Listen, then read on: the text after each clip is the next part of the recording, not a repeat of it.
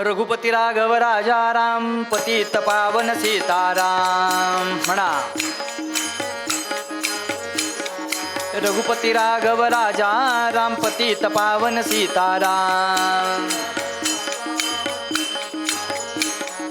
रघुपती राघव राजा राम पतित पावन सीताराम. रघुपती राघव राजा राम पतित पावन सीताराम. राम राम रघुपती राघव राजा राम पतित पावन सीताराम. राम राम रघुपती राघव राजा राम पतित पावन सीताराम. पुंडलीक वरदा हरी विठ्ठल श्री ज्ञानदेव तुकाराम. पंढरीनाथ भगवान की जय. राजाधिराज प्रभु रामचंद्र भगवान की जय. जय जय रघुवीर समर्थ. नमः पार्वती पते हर हर हर महादेव. मंगलमूर्ती मोरया. श्रीमन्महागणाधिपतये नमः. यदा लम्बोदरं हन्ति सतां प्रत्यूहसम्भवं तदा लम्बे दयालम्बं लम्बोदरपदाम्बुजं. नमस्ते शारदे देवी सरस्वती मतिप्रदे. वसत्वं मम जिह्वाग्रे सर्वविद्याप्रदा भव. नमस्तस्मै भगवते नारदाय महात्मने कामक्रोधविहीनाय ऋषीणां प्रवराय च. गुरुर्ब्रह्मा गुरुर्विष्णुः गुरुर्देवो महेश्वराः. गुरुः साक्षात् परं ब्रह्म तस्मै श्री गुरवे नमः. समचरणसरोजं सान्द्रनीलाम्बुदाभं जघननिहितपाणिं मण्डनं मण्डनानां. तरुणतुलसीमाला कन्धरं कञ्जनेत्रं सदयधवलहासं श्रीविठ्ठलं चिन्तयामि. अलङ्कापुरी रम्यसिंहासनस्थं पदाम्भोजतेजस्फुरद्दिक्प्रदेशं विधीन्द्रादिदेवैः सदा स्तूयमानं समाधिस्थमूर्तिं भजे ज्ञानदेवम्. जयांचा जनी जन्मनामार्थ झाला. जयानी सदा वासनामात केला. जयांच्या मुखी सर्वदा नाम कीर्ती. नमस्कार त्या ब्रह्मचैतन्यमूर्ती. नीलाम्बुजश्यामलकोमलांगं सीतासमारोपितवामभागं. पाणौ महासारुकचारुचापं नमामि रामं रघुवंशनाथं. मनोजवं मारुततुल्यवेगं जितेन्द्रियं बुद्धिमतां वरिष्ठं. वातात्मजं वानरयूथमुख्यं श्रीरामदूतं शरणं प्रपद्ये. म्हणा राजाधिराज प्रभु रामचंद्र भगवान की जय. पुंडलीक वरदा श्री ज्ञानदेव पंढरीनाथ भगवान की जय. राजाधिराज प्रभु रामचंद्र भगवान की जय. महारुद्र हनुमान की जय. जय जय रघुवीर समर्थ मंगलमूर्ती मोरया.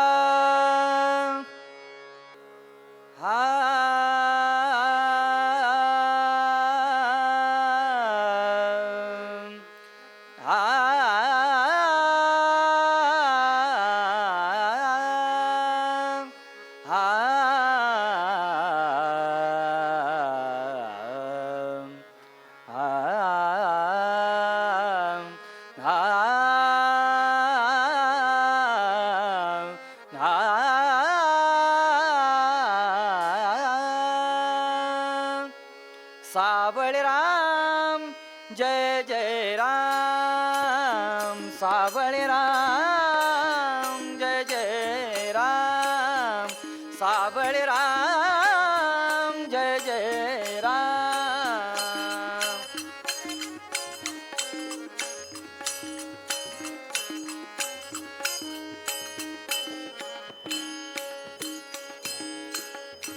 नवनीरद सम नवनीत प्रिय नवनीरद सम नवनीत प्रिय नवल विनोद विहारी राजा राम नवल विनोद विहारी राजा राम नवल विनोद विहारी राजा राम हा नवल विनोद विहारी राजा राम सावळे राम जय जय राम सावळे राम जय जय राम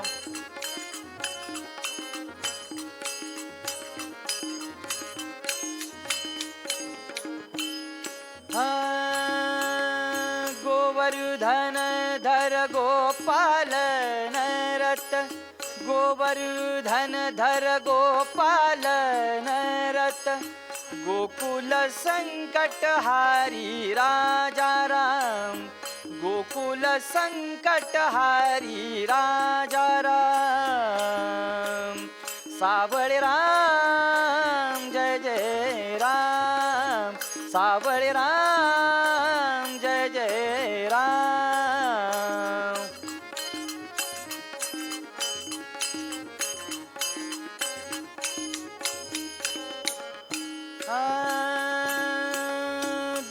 दुर्वासोनुत दुःख विमोचक दुर्वासोनुत दुःख विमोचक दुर्वासोनुत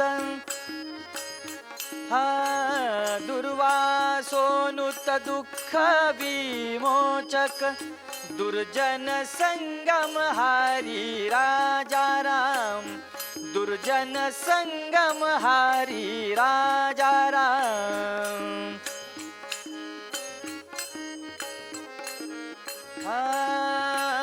दुर्जन संगम हारी राजा राम सावळे राम जय जय राम सावळे राम जय जय राम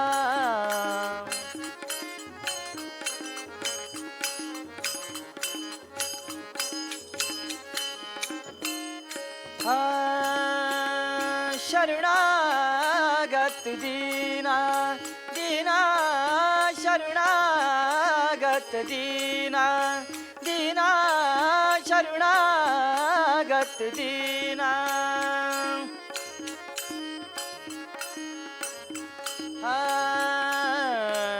शरणागत दीना शरणागत दीना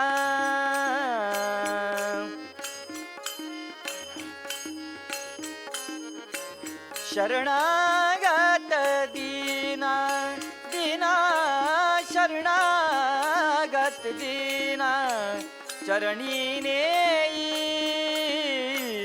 करुणा दृष्टी निहारी राजा राम करुणा दृष्टी निहारी सावळे राम जय जय राम सावळे राम जय जय राम सावळे राम जय जय राम जय जय राम जय जय राम श्री सीताराम चरणी लक्ष लागो सीताराम चरणी लक्ष लागो सीताराम चरणी लक्ष लागो रे सीताराम चरणी लक्ष लागो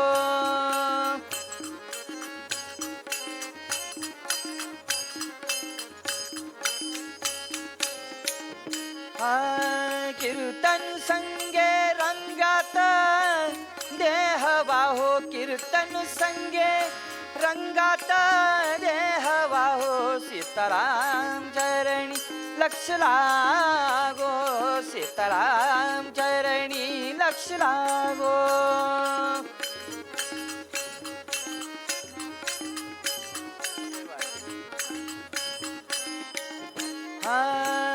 स्वरूपी मन, स्वरूपी स्वरूपी स्वरूपी स्वरूपी स्वरूपी मन, स्वरूपी मन हे लाविता सौख्य आम्हा, स्वरूपी मन हे लाविता सौख्य आम्हा, काम क्रोधादी जाती निज धामा, काम क्रोधादी जाती, काम क्रोधादी जाती, काम क्रोधादी जाती निज धामा हो, सीताराम चरणी लक्ष लागो, सीताराम चरणी लक्ष लागो.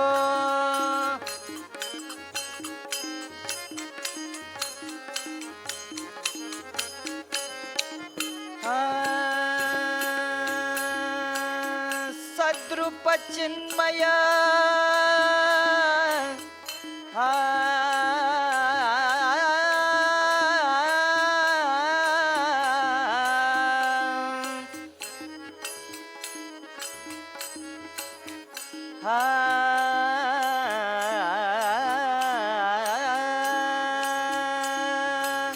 सद्रूप चिन्मय, सद्रूप चिन्मय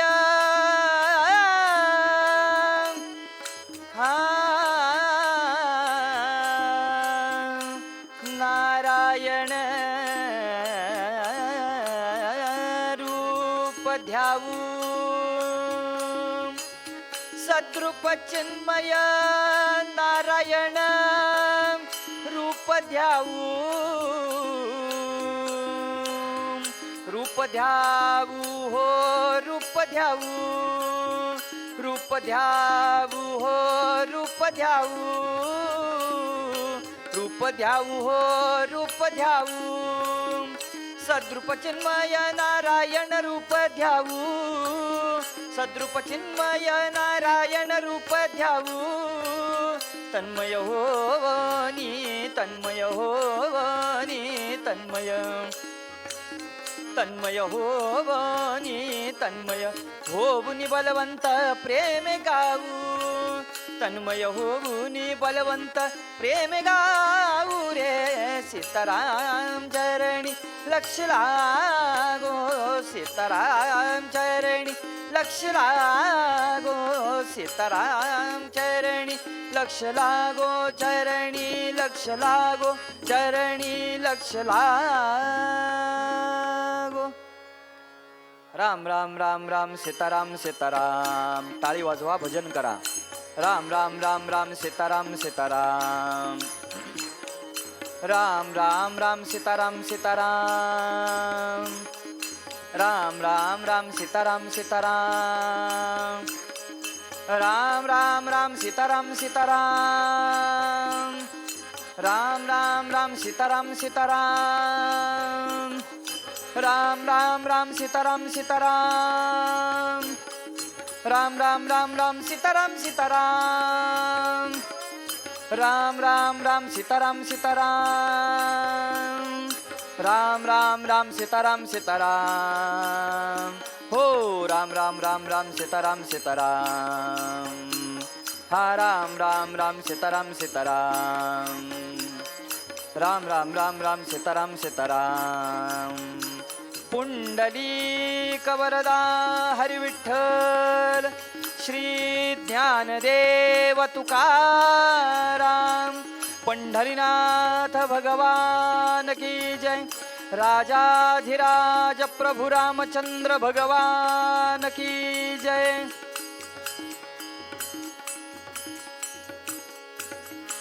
पुंडलीक वरदा हरी विठ्ठल.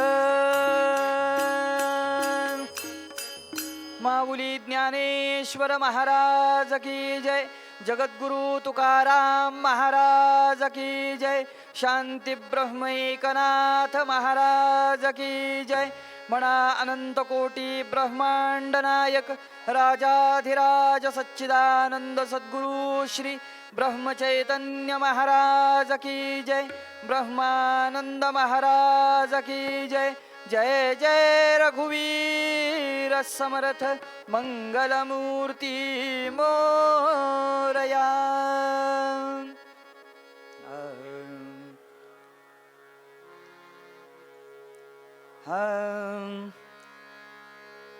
श्री गुरु सारीखा असता पाठी राखा.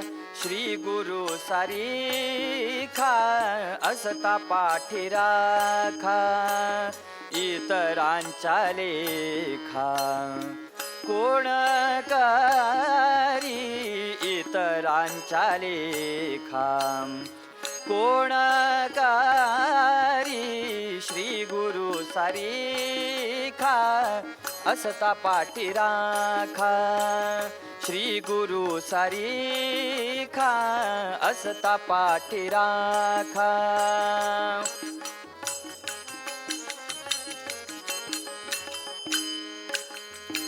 राजीवाच्या कांता काय भीक मागे. राजयाची कांता काय भीक मागे. मनाची आयोगे सिद्धी पावे. मनाची आयोगे सिद्धी पावे. कल्पतरु तळवटी जो कोणी बैसला. कल्पतरु तळवटी जो कोणी बैसला. काय उणे त्याला सांगा जोगी.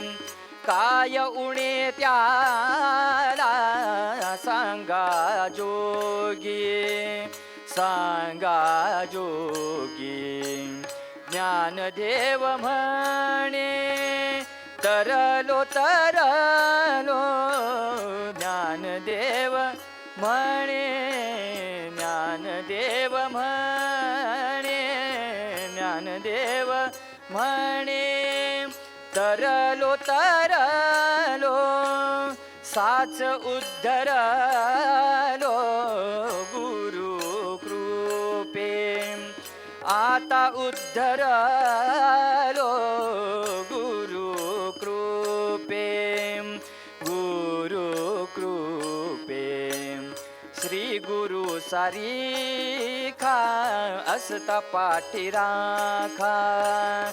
श्री गुरु सारीखा असता पाठी राखा. इतरांचा लेखा कोण करी. इतरांचा लेखा कोण करी. श्री गुरु सारीखा असता पाठी राखा. श्री गुरु सारीखा असता पाठी राखा. असता पाठी राखा. असता पाठी राखा. पंढरीनाथ भगवान की जय. गुरुर्ब्रह्मा गुरुर्विष्णु गुरुर्देवो महेश्वरः. गुरु साक्षात् परब्रह्म तस्मै श्री गुरवे नमः. सद्गुरुनाथ भगवान की जय. राजाधिराज प्रभु रामचंद्र भगवान की जय. जय जय रघुवीर समर्थ मंगलमूर्ती मोरया. श्रावण एकादशीच्या या पवित्र अशा दिवशी आणि पवित्र अशा ठिकाणी आज कीर्तन सेवेचा योग आहे. आणि महाराजांनी कीर्तन सेवेसाठी दिलेला अभंग हा ज्ञानोबा माऊलींचा आहे. खरं तर वेगळं सांगायची गरज नाही, कारण शेवटच्या चरणामध्ये आपली नाममुद्रा ज्ञानोबा माऊलींनी ठेवलेली आहे. ज्ञानदेव म्हणे तरलो तरलो साच उद्धरलो गुरुकृपे, किंवा थोडासा पाठभेद असू शकतो, साच उद्धरलो गुरुकृपे किंवा आता उद्धरलो गुरुकृपे, ज्याच्या पाठामध्ये जसा असेल तसा. श्री गुरु सारिखा असता पाठी राखा, इतरांच्या लेखा कोण करी. पुढं उदाहरण दिलं, राजीवाच्या कांता किंवा राजयाची कांता, काय भीक मागे मनाची या योगे सिद्धी पावे. पुढच्या चरणामध्ये ज्ञानोबा माऊली म्हणतात, कल्पतरू तळवटी जो कोणी बैसला, काय उणे त्याला सांगा जोगी. ज्ञानदेव म्हणे तरलो तरलो आता उद्धरलो गुरुकृपे. सर्वांच्या पाठामध्ये असलेला अभंग, सर्वांच्या माहितीचा असलेला अभंग, त्यानंतर सुप्रसिद्ध असा अभंग, काय म्हणावं आणखीन. आणि अभंग, कारण अभंग कशाला म्हणायचं आणि साधी कविता कशाला म्हणायची. तुम्ही आम्ही 4 ओळी लिहितो, आता 4 ओळी लिहिल्या तर त्याला 4 ओळी म्हणतात, नाही का. पण आपण जे लिहिलेलं असतं त्याला कविता म्हणतात किंवा कवन म्हणतात, अभंग म्हणत नाहीत. मग अभंग कशाला म्हणायचं, तर संतांनी जे लिखाण करून ठेवलेलं आहे, संतांनी आपल्या अनुभवातून जे आलेलं जे लिहिलेलं आहे, ग्रथित केलेलं आहे, त्याला अभंग असं म्हणतात. आणि खऱ्या अर्थाने अभंग म्हणजे, आज ज्ञानोबा माऊली जाऊन किती वर्ष झाली असतील, समाधिस्थ होऊन किती वर्ष झाली असतील, किती वर्ष लोटली असतील, जगद्गुरु तुकोबाराय जाऊन किती वर्ष लोटली असतील, पण आजही ते खऱ्या अर्थाने अभंग आहेत. भंग नाही. आजही आपण ते तितक्याच प्रेमाने त्याचा आपण काय उच्चार रोज करतो, पुनरुच्चार करतो, आणि त्याच्यावरतीच तर कीर्तन चालतात. त्यामुळे सर्व संतांनी या अभंग रूपाने कीर्तनकारांवरती आणि संपूर्ण समाजावरती जी काही कृपा केलेली आहे, ती अर्थातच केवढी तरी थोर कृपा आहे. आणि त्यातल्याच एक अभंग, एक तरी ओवी अनुभवावी असं म्हणतात. म्हणून एवढ्या सगळ्यातून एक अभंग आज चिंतनासाठी महाराजांनी दिलेला आहे. त्याच्याबद्दल जितकं यथाशक्ती चिंतन मांडता येईल तेवढा प्रयत्न करूया. ज्ञानेशो भगवान विष्णू निवृत्तीर भगवान हरः, सोपानो ब्रह्मदेवश्च मुक्ताख्या ब्रह्मचित्कला. ज्ञानोबारायांना स्वयं भगवान विष्णू असं संबोधलं जातं. आणि स्वयं भगवान विष्णू असलेले ज्ञानोबाराय ज्ञानावतार घेऊन तुमच्या आमच्यासाठी पृथ्वी तलावरती आले आणि सगळ्यांना ज्ञान दिलं, ज्ञान रूप दिलं. आणि असे ज्ञानोबाराय ज्यांना भगवान विष्णू असं म्हटलं जातं. त्याचबरोबर ओवी कोणी लिहावी, तर ओवी ज्ञानोबारायांनीच लिहावी. म्हणून मोरोपंतांचा तो काय एक श्लोक आहे ना, ओवी ज्ञानेशाची तैसी आर्या मयूर पंताची, बरोबर ना. त्यामुळे ओवी ज्ञानोबा माऊलींनीच लिहावी, अभंग जगद्गुरु तुकोबारायांनीच लिहावेत, आर्या ही मोरोपंतांनीच लिहावी, आहे की नाही. आणि वामन पंडितांनी श्लोक लिहावे, सुश्लोक वामनाचा, आहे ना. त्यामुळे त्यातले हे ज्ञानोबाराय. ज्ञानोबारायांबद्दल आणखीन काय सांगावं, नाही का. अभंगातून आपल्याला एक एक गोष्टी उलगडतीलच. पण ज्यांनी आता ज्ञानोबारायांच्या चरित्राबद्दल अशा अनेक गोष्टी आपल्याला माहिती आहेत की ज्यांनी रेड्याच्या मुखाने वेद वदवले, नाही का. या हृदयीचे त्या हृदयी घातिले आणि रेड्याच्या मुखी वेद वदविले. त्यानंतर जड असलेली जी भिंत ती चालवून दाखवली. असे चमत्कार त्यांच्या नावाने आपण त्याची चर्चा सगळेच जण करतो, नाही का. पण ही चर्चा जरी करत असलो तरी त्यातली एक सर्वात महत्त्वाची गोष्ट अशी आहे की हे चमत्कार हे त्यांनी सहज केलेल्या क्रिया आहेत. सहज ते आपल्यासाठी चमत्कार आहेत हे अगदी मान्य आहे. पण असे आपल्याला चमत्कार करता येतात याचा गैरफायदा कुठं घेतलेला दिसला का हो ज्ञानोबा माऊलींनी?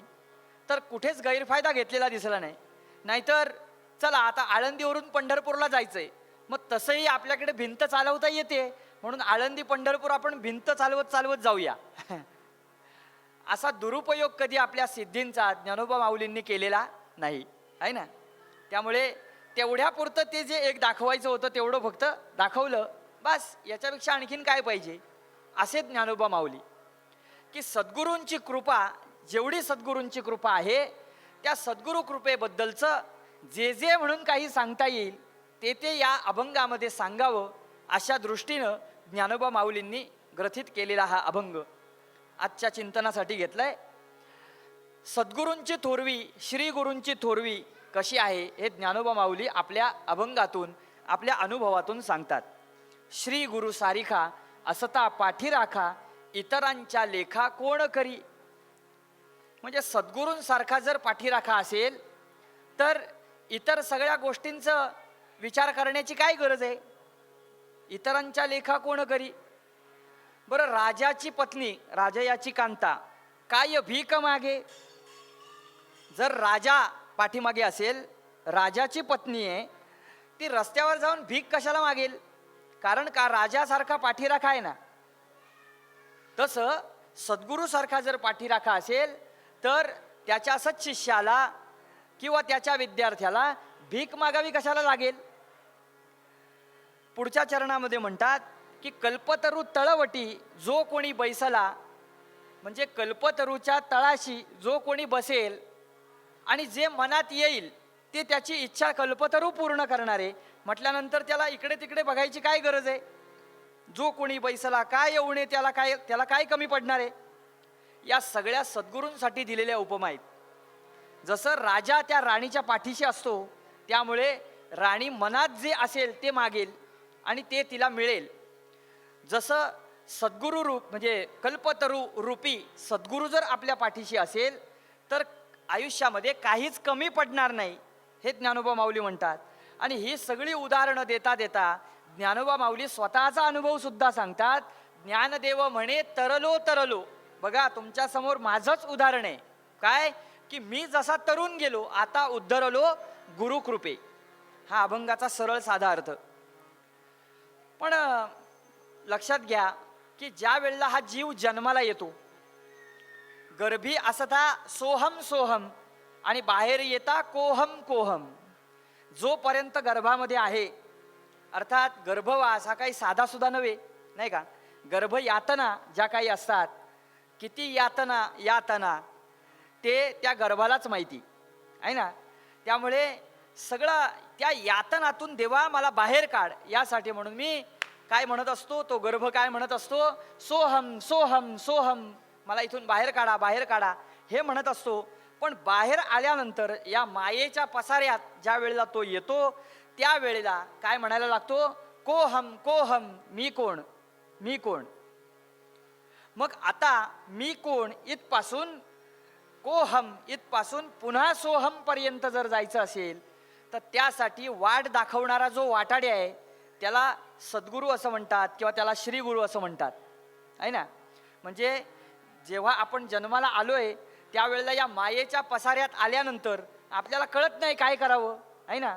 मग हा भवसागर तरुण जर पलीकडे जायचं असेल तर त्यासाठी उत्कृष्ट नावाड्याची गरज आहे ना. या भवसागराचं वर्णन शंकराचार्यांनी करून ठेवले. दुष्पारे भवसागरे जनिमृधी व्याध्यादि दुःखोत्कटे, घोरे पुत्र कलत्र मित्र बहुलग्राहा करे भीकरे, कर्मोत्तुंग तरंग भंग निकरे राकृष्यमाणोर्मुहु, यातायात गती भ्रमेण शरणं किंचिन्न पश्याम्यहं. सद्गुरुनाथ भगवान की जय. या भवसागराचं वर्णन शंकराचार्यांनी अतिउत्तम केलं. दुष्पारे हा भवसागर कसा आहे, तो दुष्पार आहे. जर तरुण जायचा असेल तर तो दुष्पार आहे. आणि इतका दुष्पार आहे की त्याच्यामध्ये कोण कोण आहेत, दुष्पारे भवसागरे जनिमृधी व्याध्यादि दुःखोत्कटे. व्याधी दुःख अनेक आहेत, हे सगळं झेलत झेलत आपल्याला त्या भवसागरातून पलीकडे जायचंय. बरं, जाता जाता जाता जाता मध्ये काय काय लागतं आणखीन, म्हणजे व्याध्यादि दुःखोत्कटे, घोरे पुत्र कलत्र मित्र, तीन गोष्टी सांगितल्या. पुत्र म्हणजे मुलगा, नाही का. कलत्र म्हणजे पत्नी, आणि मित्र, मित्र म्हणजे फ्रेंड सर्कल असतंच आपल्या आजूबाजूला, नाही का? म्हणजे जोपर्यंत खिसा भरलेला आहे तोपर्यंत फ्रेंड सर्कल, आणि एकदा का खिसा रिकामा झाला की मग फ्रेंड सर्कल आहे ना, कुठे जातील निघून सांगता येत नाही. त्यामुळे असं फ्रेंड सर्कल हे या भवसागरातून जर तरुण जायचं असेल तर त्यासाठी तुमचा ग्रास करायला टिपलेल्या या सुसरी मगरी आहेत. त्यातली आणखीन एक मगर, बोलना चाहता हूं मगर कितना बोलू अशी ही मगर एक मध्ये असते, सुसर एक मध्ये असते. ती म्हणजे कोण? पत्नी. बरं, हे शंकराचार्यांनी सांगितलेलं सांगतोय हा. त्यात कीर्तन लाईव्ह आहे, म्हणजे सगळे ऐकत असणार आहे. तशी माझी पण पत्नी ऐकत असणारच आहे. पण जे शंकराचार्यांनी सांगितलेलं आहे ते सांगतो. काय?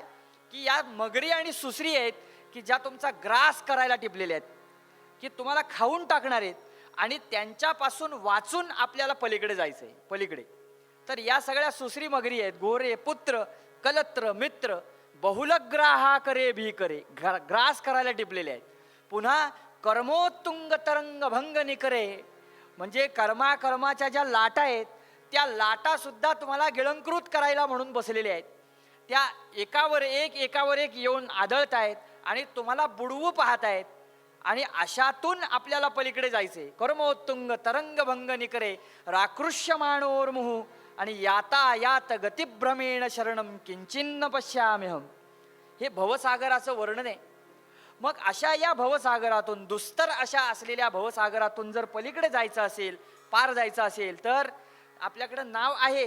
ही नाव जी दिसते आहे की नाही, यालाच आपण नाव देतो आणि आपण म्हणतो ही नाव आपल्याला पहिलं पार घेऊन जायचे, आणि त्यासाठी म्हणून ती नाव आपण हाकारत असतो.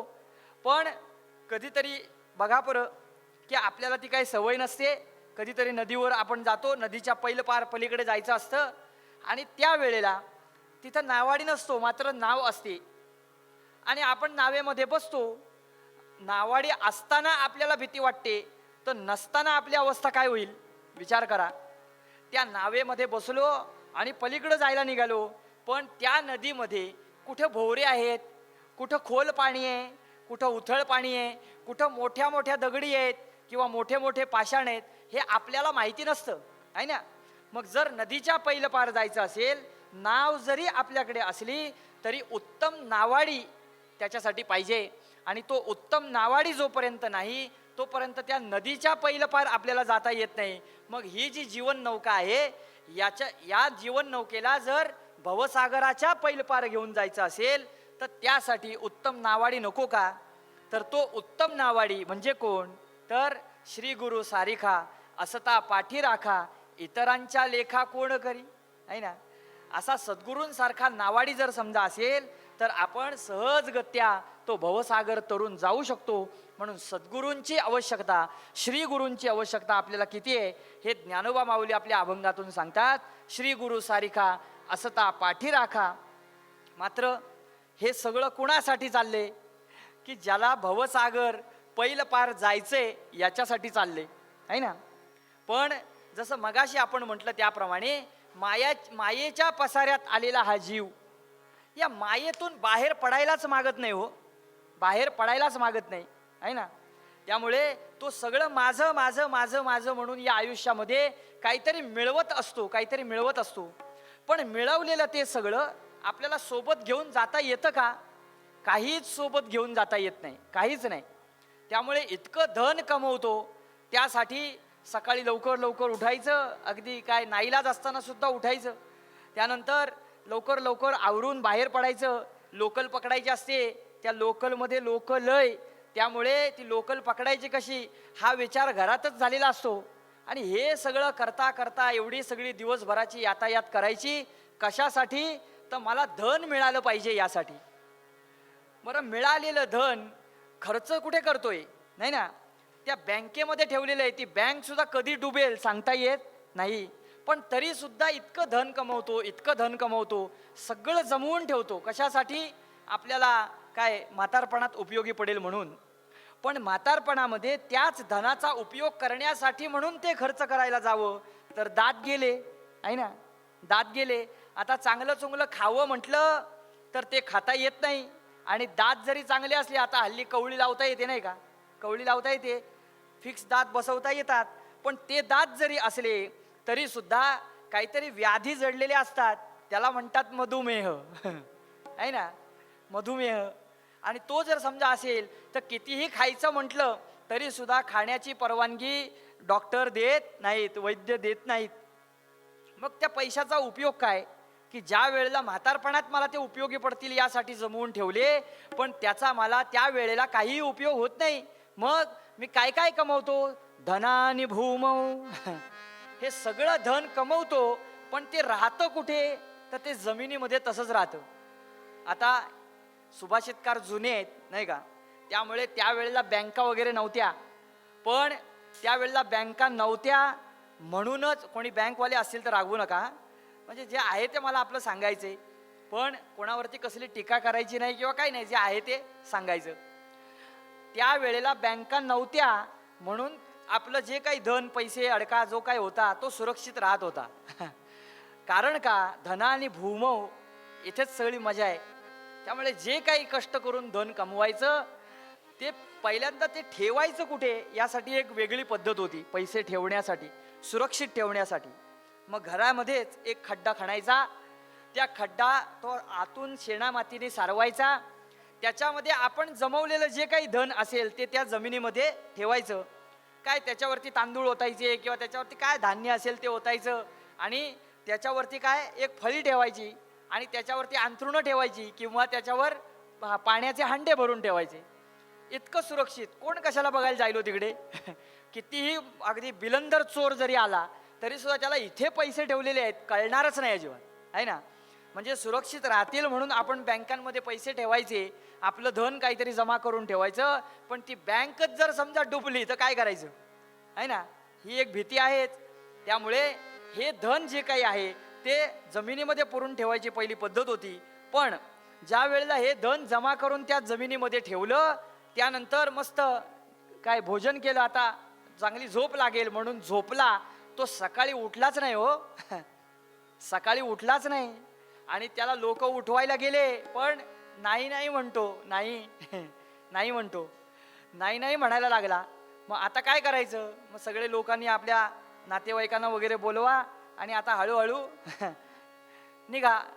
पण जमवलेलं जे धन त्याचं काय झालं? धनानि भूमौ. ते जमवलेलं धन जे पुरून ठेवलंय काल आदल्या रात्री ते तिथंच राहिलं, कोणालाच माहिती नाही. ते धन तिथेच राहिलं.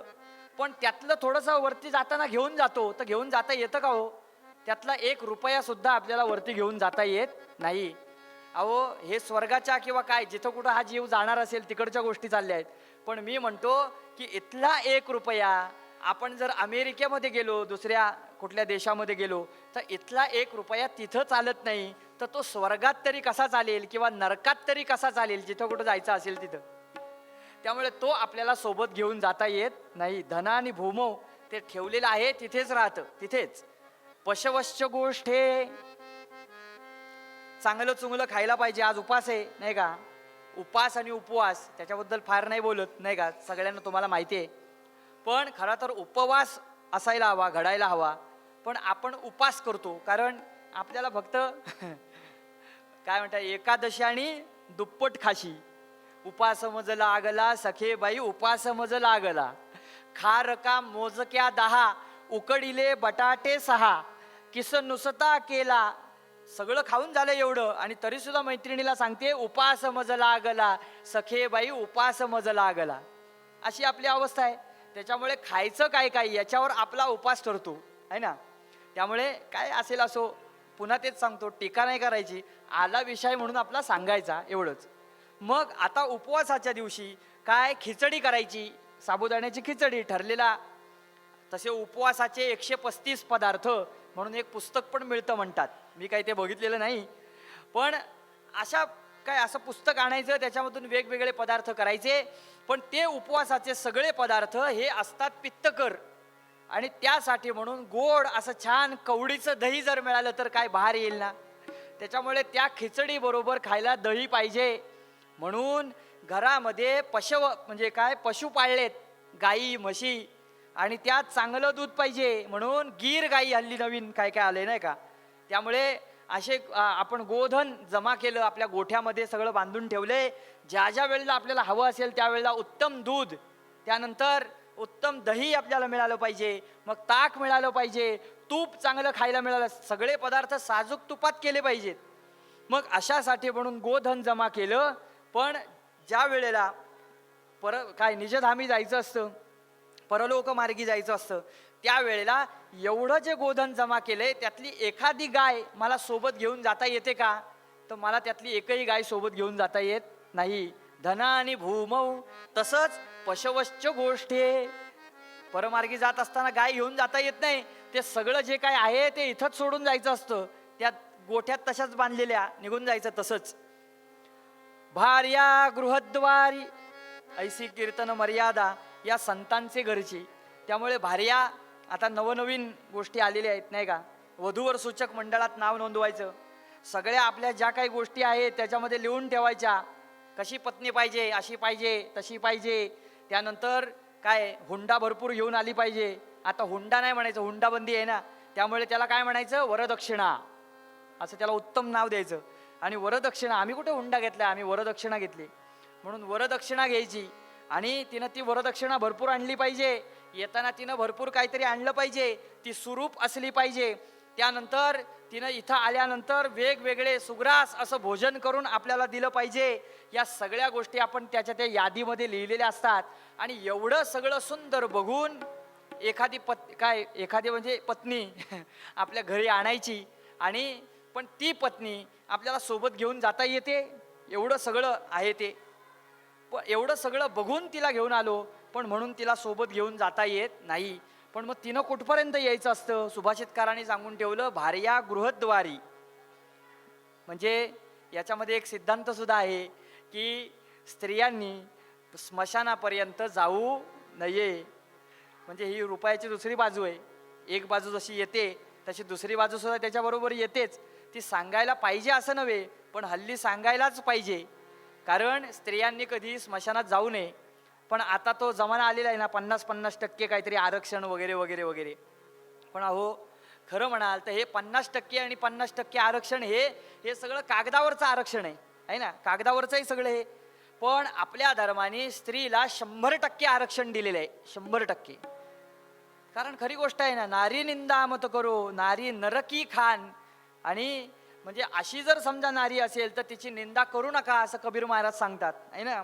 नारी निंदा मत करो नारी नरकी खान, आणि उस खानी से पैदा हुए राम कृष्ण हनुमान. एवढं 100% आरक्षण दिलंय हो आपल्या धर्माने स्त्रीला.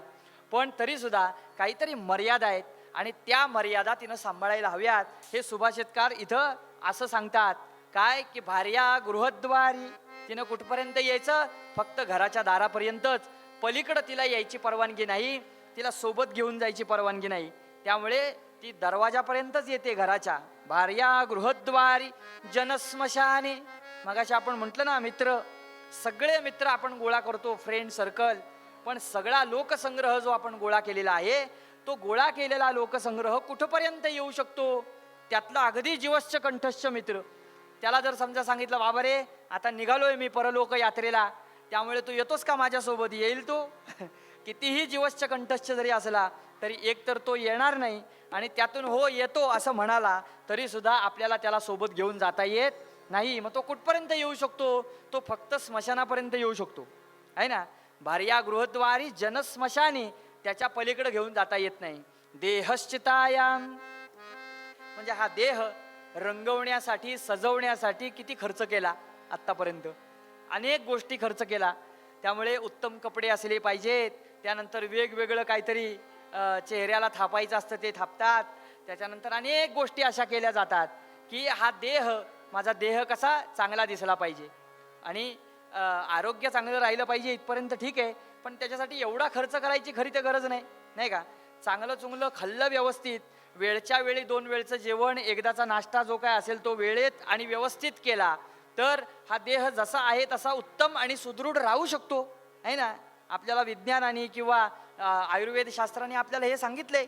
पण म्हणून त्यासाठी वेगळी वेगळी काहीतरी प्रसाधनं वापरायची गरज नाही, पण तरीसुद्धा आपण ती वापरतो, या देहाला सजवतो, नटवतो.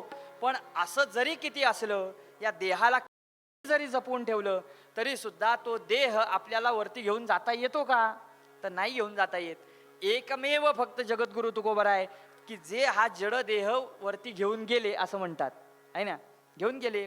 गरुड येतो फडतकारे, तो आला आणि गरुडाच्या विमानामध्ये बसून जगद्गुरु तुकोबराय वैकुंठाला गेलेत.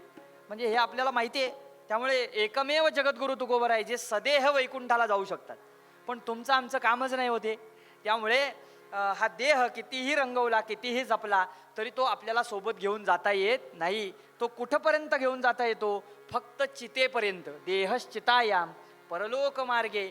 मग वरती काय घेऊन जाता येतं? तर कर्मानुगो गच्छति जीव एकहा.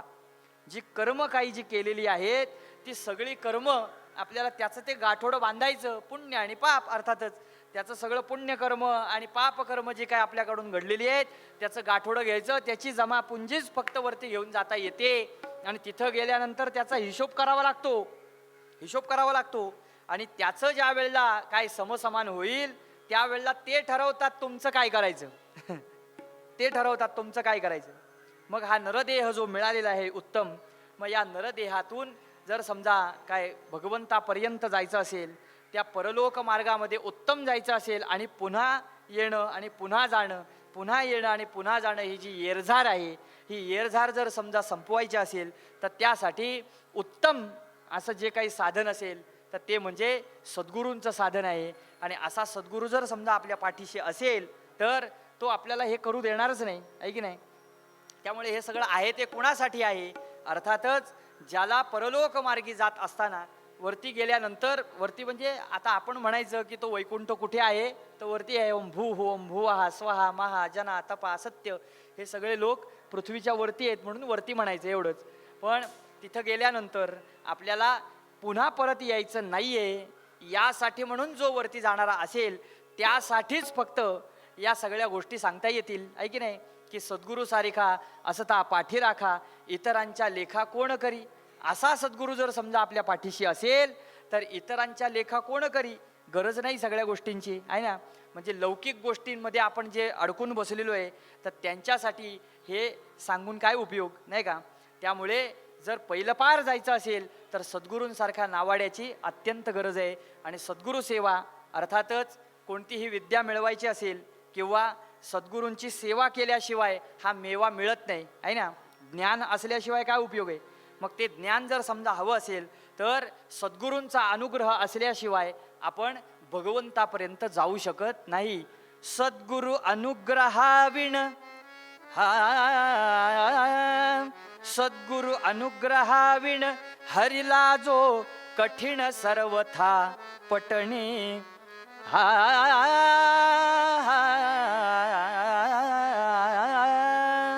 सद्गुरु अनुग्रहाविण हरिला जो कठीण सर्वथा पटणे. गोरा संत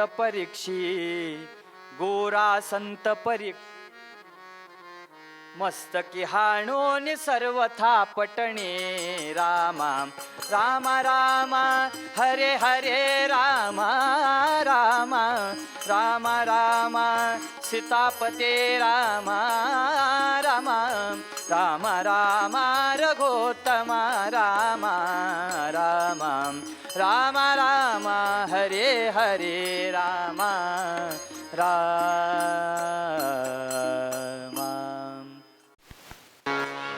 सद्गुरु अनुग्रहाविण हरिला जो कठीण सर्वथा पटणे.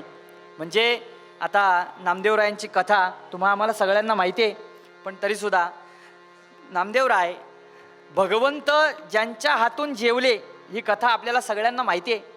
म्हणजे दामा शेट्टींनी ज्या वेळेला सांगितलं काय की भगवंत देवाला जेवायला घातल्याशिवाय तू जेवायचं नाही, तेवढंच फक्त एक वाक्य घेऊन बसले आणि देवाला यायला भाग पाडलं, आहे की नाही.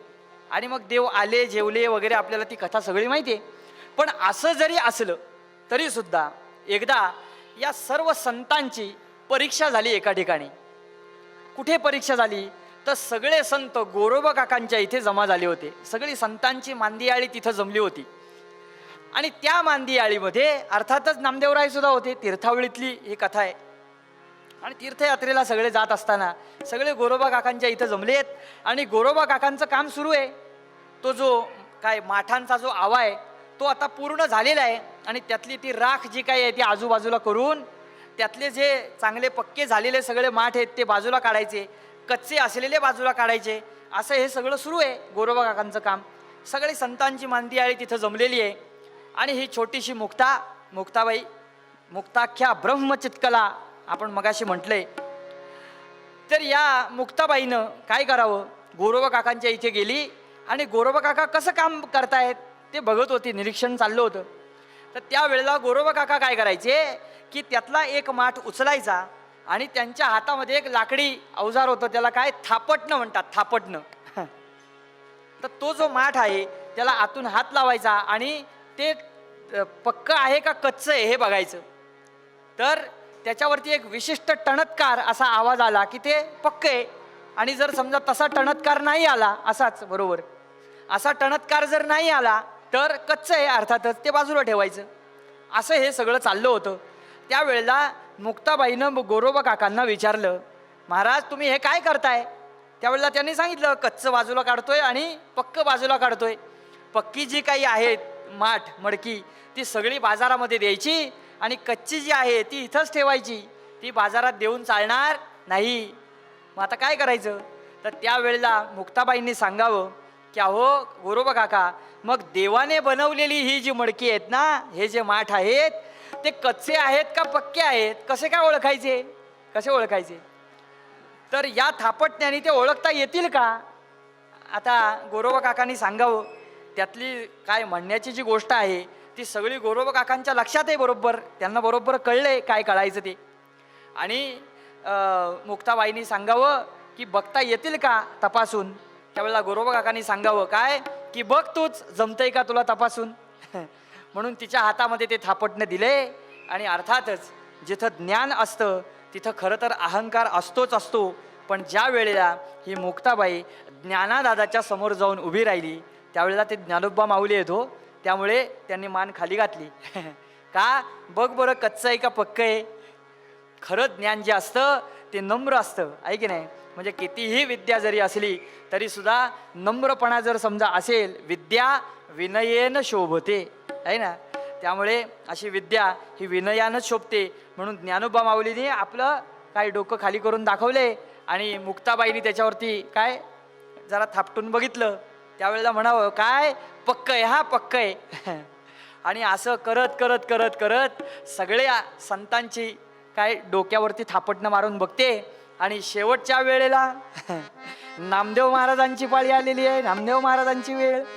आणि ती नामदेव महाराजांच्या समोर येऊन उभी राहिली मात्र आणि म्हणाली काय नामदेवराय एकदम काय ते म्हणतात, अगं एवढीशी परकरी पोर ही, मी कच्चा आहे का पक्का आहे हे बघणारी तू कोण? कोण तू? तू नाही बघू शकत, तुला अधिकार नाही तो, असं म्हटलं मात्र. त्यावेळेला मुक्ताबाईंनी ज्ञानादादांकडे आणि गोरोबा काकांकडे बघून म्हणावं काय अखंड जयाला देवाचा शेजार परी अहंकार गेला नाही, असं म्हणावं. मग आता काय करायचं? सगळीकडे काय ते थापटणं हातात घेऊन ही परकरी पोर सगळीकडे नाचते आणि म्हणते काय नामदेव कच्चा रे कच्चा, नाम्या कच्चा रे कच्चा, असं म्हणत सगळीकडे फिरते. आणि नामदेवरायानं राग आला हो. काय करावं? जे तडक निघाले ते रावळामध्ये आलेत आणि भगवंतासमोर जाऊन उभे राहिलेत आणि डोळ्यातून घळघळा अश्रू वाहत आहे. देवा तू सांग मी कच्चा आहे का पक्का आहे, खरं सांग. ती एवढीशी पोर मुक्ताई मला कच्चा म्हणते, मला कच्चा म्हणते, तू सांग देवा की तू मी कच्चा आहे का पक्का आहे.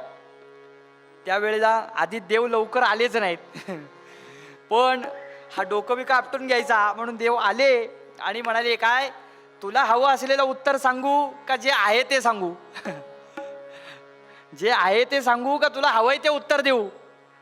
तर त्यावेळेला नाही, जे असेल ते सांगा, असं नामदेव महाराजांनी विनवलंय कळकळीनं. त्यावेळेला देवाने सुद्धा सांगावं काय नाम्या तू अजून कच्चाच आहेस रे. मग नामदेवाने विचारावं काय की देवा पक्क होण्यासाठी काय करावं लागेल? जे ज्ञानोबा माऊलींनी सांगितलंय तेच नामदेव महाराजांना देवाने सांगितलंय काय सद्गुरूंचा अनुग्रह जोपर्यंत तुझ्यावरती होत नाही तोपर्यंत कसा काय तू पक्का होशील रे. त्यामुळे सद्गुरूंचा अनुग्रह मिळव. मग काय करायचं त्याच्यासाठी मी सांगतो तसं कर. इथून सरळ जायचं औंढ्या नागनाथला. तिथं गेल्यानंतर विसोबा खेचर नावाचे तिथे एक गृहस्थ आहेत, त्यांना जाऊन भेटायचं आणि त्यांचा अनुग्रह एकदा तुला मिळाला की नाम्या तू नक्की पक्का होशील. फक्त मी सांगितलेलं तेवढं कर. आणि नामदेवराय निघालेत दर मजल करत करत करत औंढ्या नागनाथला निघाले. जाता जाता काय सोबत ती भूक लाडू ताण लाडू शिदोरी घेतलेली होती सोबत.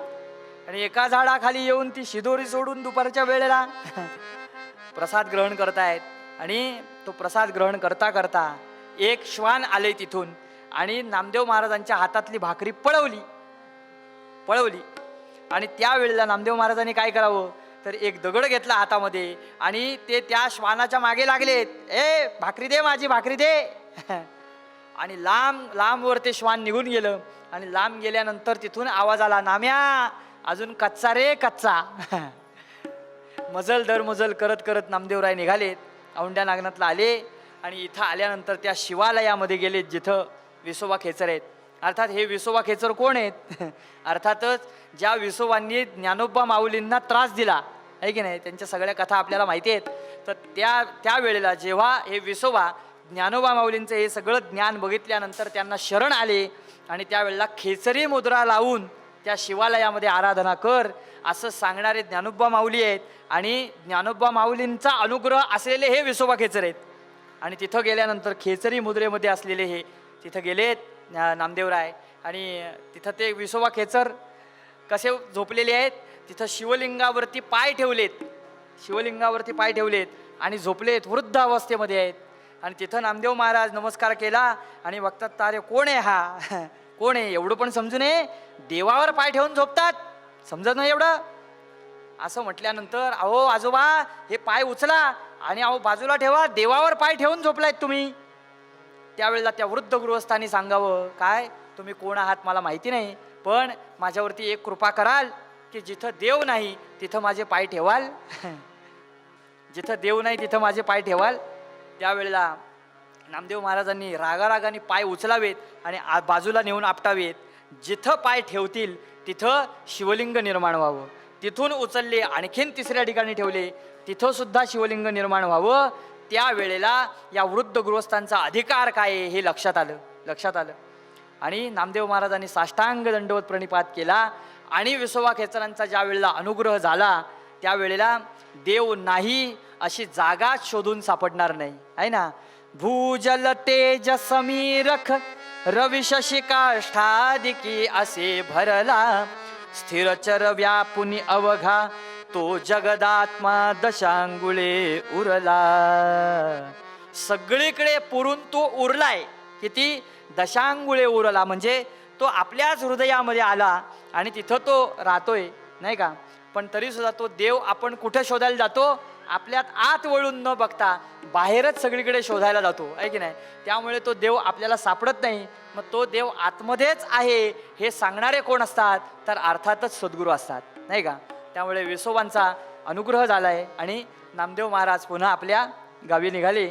तेव्हा येता येता सोबत जी शिदोरी आणलेली आहे ती त्याच झाडाखाली बसून ती शिदोरी भक्षण करतायत.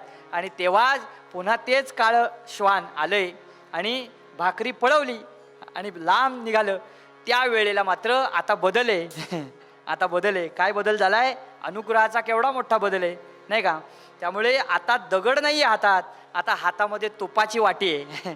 आणि म्हणतात पांडुरंगा अरे त्याला थोडंसं तूप लावून देतो रे. अरे तशीच कोरडी भाकर जर खाशील तर काय होईल? तुझ्या घशाला त्रास होईल रे, तुझ्या घशाला त्रास होईल. नामदेव महाराजांनी हे सांगावं. आणि लांब निघून गेलं ते श्वान. आणि तिकडून आवाज आला, नाम्या आता तू पक्का झालास रे, आता तू पक्का झालास. जोपर्यंत सद्गुरूंचा अनुग्रह नाही तोपर्यंत काय भगवंतापर्यंत जाता येत नाही. त्यामुळे सद्गुरूंची सेवा, त्यांच्याकडून मिळवलेलं जे ज्ञान आहे त्यानेच फक्त जाता येतं. पण या गुरूंची सद्गुरूंची सेवा केल्याशिवाय मेवा कसा मिळणार, नाही का. म्हणून भगवद्गीता सांगते तद्विद्ये प्रणिपातेन परिप्रश्नेन सेवया उपदेक्षन्ति ते ज्ञानम ज्ञानिनस्तत्वदर्शिना, नाही का. त्यासाठी माऊली त्याच्यावरती भाष्य असं करतात काय, जेथ ज्ञानाचा कुरुठा तेथ सेवा हा दारवंठा. म्हणजे ज्ञानाचं जे कोठार असतं त्या कोठारामध्ये जर जायचं असेल तर त्यासाठी पहिल्यांदा सेवेचा दारवंठा, म्हणजे सेवेचा उंबरठा ओलांडल्याशिवाय जाता येत नाही. सेवा हा दारवंठा जे स्वाधीन करी सुभटा वळवूनी. त्याच्यामुळे सद्गुरूंची सेवा करावी, त्यांच्याकडून ते ज्ञान मिळवावं आणि मग या भवसागरातून आपल्याला पहिलं पार जाताना अशा उत्तम नावाड्याची ज्या वेळेला आपल्याला प्राप्ती होईल त्यावेळेला हा भवसागर आपल्याला सहज तरून जाता येईल आणि पुन्हा जे काही येरझार आहे ती येरझार संपल्याशिवाय राहणार नाही. त्यामुळे असे सद्गुरू जर पाठीशी असतील तर इतरांच्या लेखा कोण पडे, आहे ना. राजाच्या पत्नीला जशी कधी भीक मागावी लागत नाही, आहे ना. ज्ञानोबा माऊली म्हणतात की राजाच्या पत्नीला जे मनात म्हणेल ते सगळं मिळेल, जे मनात येईल ते मिळेल. मग अशी अवस्था असताना तिला भीक मागायची काय गरज पडणार. जर राजासारखा पाठीशी असेल तर सद्गुरू राजासारखा जर समजा आपल्या पाठीशी असेल तर आपल्याला सुद्धा या पारमार्थ मार्गामध्ये असू दे नाही तर कुठेही असू दे आपल्याला कधी भीक मागावी लागणार नाही. म्हणून राजयाची कांता काय भीक मागे मनाची या योगे सिद्धी पावे. आणि कल्पतरू तळवटी जो कोणी बैसला काय उणे त्याला सांगा जोगी. कल्पतरू नावाचं असं एक वृक्ष आहे असं म्हणतात, मी काही तो बघितलेला नाही पण संतांनी तो बघितला आहे म्हणजे नक्की आहे, नाही का. संतांवर संत वचनावरती पूर्ण विश्वास असावा. त्यामुळे ज्ञानोबा माऊली म्हणतात कल्पतरू नावाचा एक वृक्ष आहे आणि त्या वृक्षातळवटी बसल्यानंतर जे मनात आणाल ती इच्छा तो कल्पतरू पूर्ण करतो. फक्त काय मागायचं हे कळलं पाहिजे, हा एक विषय आहेच, नाही का. म्हणजे गमतीनं सांगितलं जातं, एक मनुष्य निघाला, तो झाडाखाली बसला होता आणि बसल्यानंतर दुपारची वेळ, भूक लागलेली होती. त्यावेळेला सहज मनात विचार आले काय की पंचपक्वान्नांचं जेवण जर समजा आत्ता मिळालं, मस्त चांदीचं ताट त्याच्यामध्ये काय चांदीच्या वाट्या आणि त्या सगळ्या अशा भरलेल्या मस्त पंचपक्वान्नाचं जेवण मिळालं तर काय भारी येईल ना. मस्त असा चौरंग, त्याच्यावरती ते ताट ठेवलेलं आहे, बसायला चंदनाचा पाट आहे, त्याला सोन्याच्या फुल्या आहेत, असं जर समजा मिळालं तर काय भारी येईल. बोलायला काय जातंय नाही का, वचने किम दरिद्रता. त्यामुळे असं तो बोलतोय, मनातल्या मनात विचार करतोय, पण त्याच वेळेला खरोखर तो कल्पतरू तळवटी बसलेला असल्यामुळे सगळ्या गोष्टी लगेच समोर हजर झाल्या. हो, सोन्याचं काय चंदनाचा पाट, त्याला सोन्याच्या फुल्या, त्याच्यानंतर तो चौरंग, मग ते चांदीचं ताट, त्याच्यामध्ये पंचपक्वान्न, त्याच्यानंतर असा चांदीचा तांब्या, त्याच्यामध्ये वाळ्याचं पाणी, त्याच्यावरती काय वर्णन करावं तेवढं थोडं, एवढं सगळं समोर आलं. आणि आता मिळाले म्हटल्यानंतर काय करूया, आडवा हात. त्यानंतर सगळं काय असेल ते केलं, हात धुतलेत आणि आता एवढं सगळं पंचपक्वान्नांचं जेवण झाल्यानंतर आता झोप यायला लागली, आहे ना. त्यामुळे थोडीशी काय वामकुक्षी करूया म्हणून. पण छान असा चंदनी पलंग जर समजा मिळाला आणि त्याच्यावरती छान गाद्या असतील, छान पांघरुण मिळेल, त्याला मच्छरदाणी लावलेली असेल, लगेच सगळं हजर समोर. या सगळ्या गोष्टी झाल्या. आता जेवण झाल्यानंतर थोडासा फलाहार करायला पाहिजे म्हणून वेगवेगळी फळं, सफरचंद वगैरे वगैरे वगैरे, काय आता फळांची नावं नाही सांगत, एवढी सगळी फळं मिळाली आणि तर काय बहार येईल, नाही का. त्यामुळे सगळी फळं मिळाली म्हटल्यानंतर समोर सगळी फळं कापून तयार आहेत, खायला मिळत आहेत. आणि त्याच वेळेला तो विचार करतोय काय की समजा ही सगळी फळं आता या झाडावरून जर समजा पडली असतील तर मी जर समजा ही बारीक बारीक फळं मागितली म्हणून ठीक आहे, मी जर फणस मागितला असता तर, असं मनात यायला आणि खरोखरच त्या झाडावरून फणस असा डोक्यात येऊन पडायला. एकच, जे मनात येईल ते मिळवून देणार हा वृक्ष आहे, असा वृक्ष आहे. ज्ञानोबा माऊलींनी तो बघितलाय. पण काय मागायचं हे कळलं पाहिजे ना, आहे की नाही. त्यामुळे भगवान गोपालकृष्णांसारखा एक कल्पतरू समोर आहे, पण त्यावेळेला त्या कल्पतरू तळवटी दोघं जण गेले होते दोघं जण, ज्या वेळेला महाभारतीय युद्ध होणार होतं त्यावेळेला. आणि त्या तळवटी गेल्यानंतर काय मागायचं हे ठरलं पाहिजे, हे कळलं पाहिजे, नाही का. नाहीतर रामराय समोर येऊन उभे राहतात एका गुराख्याच्या, त्यावेळेला तो तंबाखू मळत असतो आणि त्याला काय माहिती रामराय काय आणि काय काय. रामराय म्हणतात अरे मी तुझ्यावर प्रसन्न आहे, तुला काय हवं असेल ते माग. तर तो म्हणाला मी काय तंबाखू मळतोय, माझी चुन्याची डबी घरी राहिले, तेवढा चुना देता का. आता षड्गुणेश्वर्य संपन्न भगवंत ज्या वेळेला समोर येऊन उभे राहतात त्यावेळेला त्यांच्याकडे काय मागायचं असतं, चुना काय मागायचं असतं. असे दोघं जण काय गोपालकृष्णांकडे जावेत. मात्र भगवंतांनी सांगितलं होतं मी जे काय देणार आहे एका बाजूला मी आणि एका बाजूला माझं सगळं सैन्य जे काही आहे ते सगळं सैन्य. मग एकानं विचार केला की आता युद्ध करायचं आहे म्हटल्यानंतर सैन्य पाहिजे आहे ना. त्यामुळे त्याने लगेच मागून टाकलं, काय, मला सैन्य द्या. आणि सैन्य घेतलं, शब्द घेतला आणि निघून गेला. हो, निघून गेला. पण समोर जो बसलेला होता, कोण, अर्जुन, अर्थातच भगवंताचा प्राणप्रिय सखा, म्हणून द्वारकेचा राणा पांडवा घरी आहे ना. त्यामुळे अशा कल्पतरूच्या ठाई आल्यानंतर काय मागायचं असतं हे कळलं पाहिजे. देव मागायचा का देवाचं मागायचं आहे ना. त्यामुळे भगवंताने आधीच सांगितलंय, मी जरी एका बाजूला असलो तरी सुद्धा नधरी शस्त्र करी मी, आणि गोष्टी सांगेन युक्तीच्या आचार. मग तेवढंच फक्त मी करणार, मी शस्त्र घेऊन लढणार नाही. मग त्यानं विचार केला की अरे हा तसाही उपयोग नाहीच आहे याचा, नाही का. हा शस्त्र घेणार नाही, लढणार नाही, नुसत्या फक्त 4 गोष्टी सांगणार, हा कशाला पाहिजे. म्हणून याचं सैन्य घेतलं आणि तो निघाला. मात्र समोर बसलेल्या अर्जुनाला आनंद झाला. हो, आनंद झाला. काय की त्यानं ते मागितलं, आता मग राहिलं काय, आता भगवंता तूच राहिलास ना, मला तेच हवं होतं बघ. त्याच्यामुळे मी वाटच बघत होतो की तो काय मागतोय, काय मागतोय. आणि जे मला हवं ते त्याने मागितलं जे मला हवं ते त्याने मागितलं आणि तो घेऊन गेला. मला आनंद झाला बघ. त्यामुळे अशा कल्पतरूच्या ठाई गेल्यानंतर काय मागायचं असतं, अशा कुठल्या तरी लौकिक या संपून जाणाऱ्या गोष्टी आहेत अशा मागायच्या कधीही नसतात. म्हणून शाश्वत गोष्टी ज्या काही आहेत त्या मागायच्या असतात. आणि म्हणून भगवंत ज्या वेळेला समोर येऊन उभे राहतात त्यावेळेला पहिल्यांदा कुणाला नमस्कार करायचा असतो, गुरु गोविंद दो खडे काके लागो पाव, कोणाच्या पाया पडायचं पहिल्यांदा.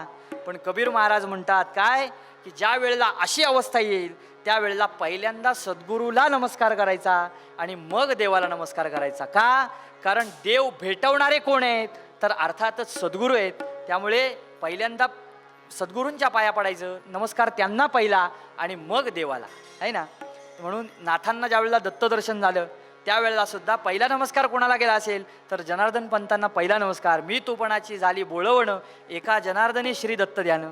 ते दत्त ध्यान नंतर, पण आधी एका जनार्दनी मग श्री दत्त ध्यान, आहे ना. त्यामुळे पहिल्यांदा सद्गुरूंना नमस्कार आणि मग देवाला नमस्कार. म्हणून सद्गुरू हे भगवंतानी आपले पाठवलेले दूत आहेत असं म्हणूया. म्हणून आपल्याला भगवंतापर्यंत जायचं असेल, देवाच्या अनुग्रहासाठी म्हणून जर आपल्याला काही करायचं असेल तर त्यासाठी सद्गुरूंसारखा पाठीराखा जर समजा असेल तर ज्ञानोबा माऊली म्हणतात, माझ्या पाठीसुद्धा निवृत्तीनाथांसारखे सद्गुरू जेव्हा पाठीशी होते त्यावेळेला माझ्या हातून इतकं चांगलं कार्य घडू शकलं. आणि प्रत्यक्ष भगवंत येतात आणि ज्ञानोबा माऊलींना समाधिस्थ करतात. ही कृपा ज्ञानोबा माऊलींवरती होऊ शकते. याचं कारण ज्ञानदेव म्हणे, तरलो तरलो साच उद्धरलो गुरुकृपे. त्या गुरुकृपेनेच माझा उद्धार झालाय. हे कबूल करताना आपल्याला ज्ञानोबा माऊली आपल्या मूळ पद्यात सांगतात, श्री गुरु सारिखा असता पाठीराखा, इतरांच्या लेखा कोण पडे इति शम्य. आपल्याला उत्तम आख्यान बघायचे, त्यामुळे तूर्तास पूर्व रंगात इथंच थांबूया. श्री गुरु सारिखा असता पाठी राखा, श्री गुरु सारिखा असता पाठी, धा दिन दिन दा धा दिन दिन दा धा दिन दिन दा त्रक दिन दिन दा धा. श्री गुरु सारिखा असता पाठी राखा, इतरांच्या लेखा को, इतरांच्या लेखा.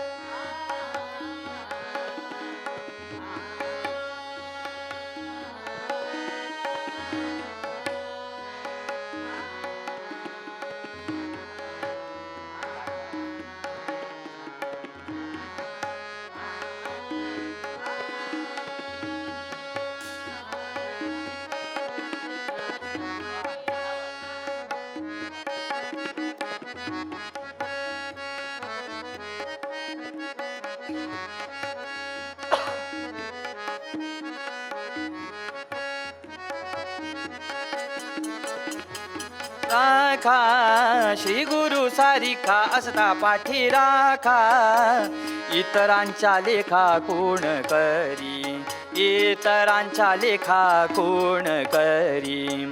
श्री गुरु सारिखा असता पाठी राखा, असता पाठी राखा, असता पाठी राखा.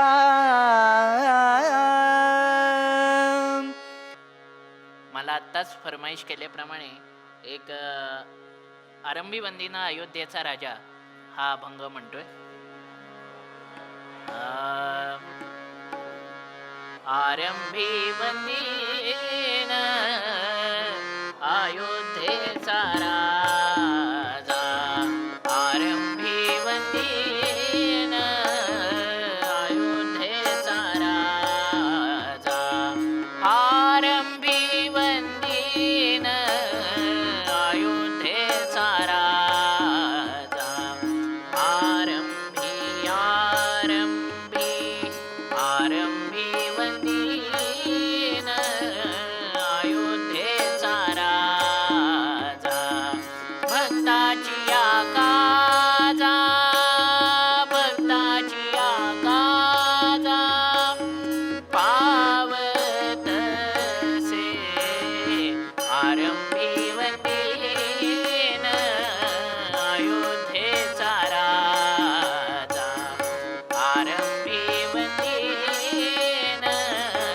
अयोध्येचा राजा.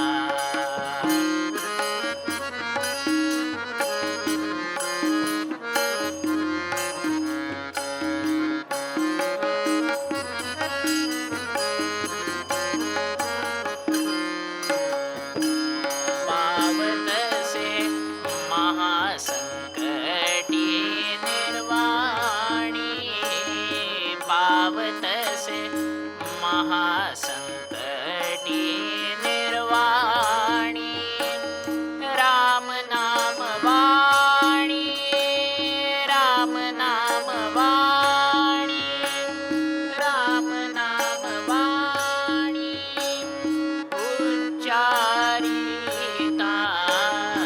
आरंभी वंदीन अयोध्येचा राजा, आरंभी वंदीन अयोध्येचा राजा, भक्ताची आकाजा, भक्ताची आकाजा पावत से, आरंभी वंदीन अयोध्येचा राजा, आरंभी वंदीन अयोध्येचा राजा.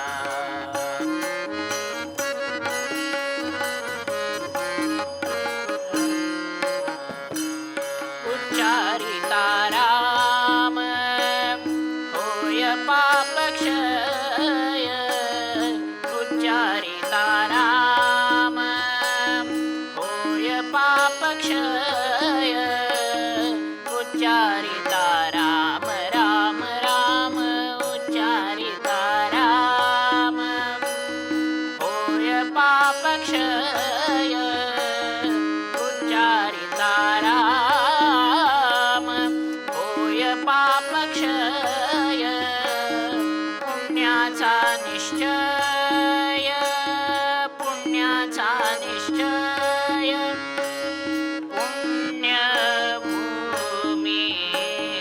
आरंभी वंदीन अयोध्येचा राजा, आरंभी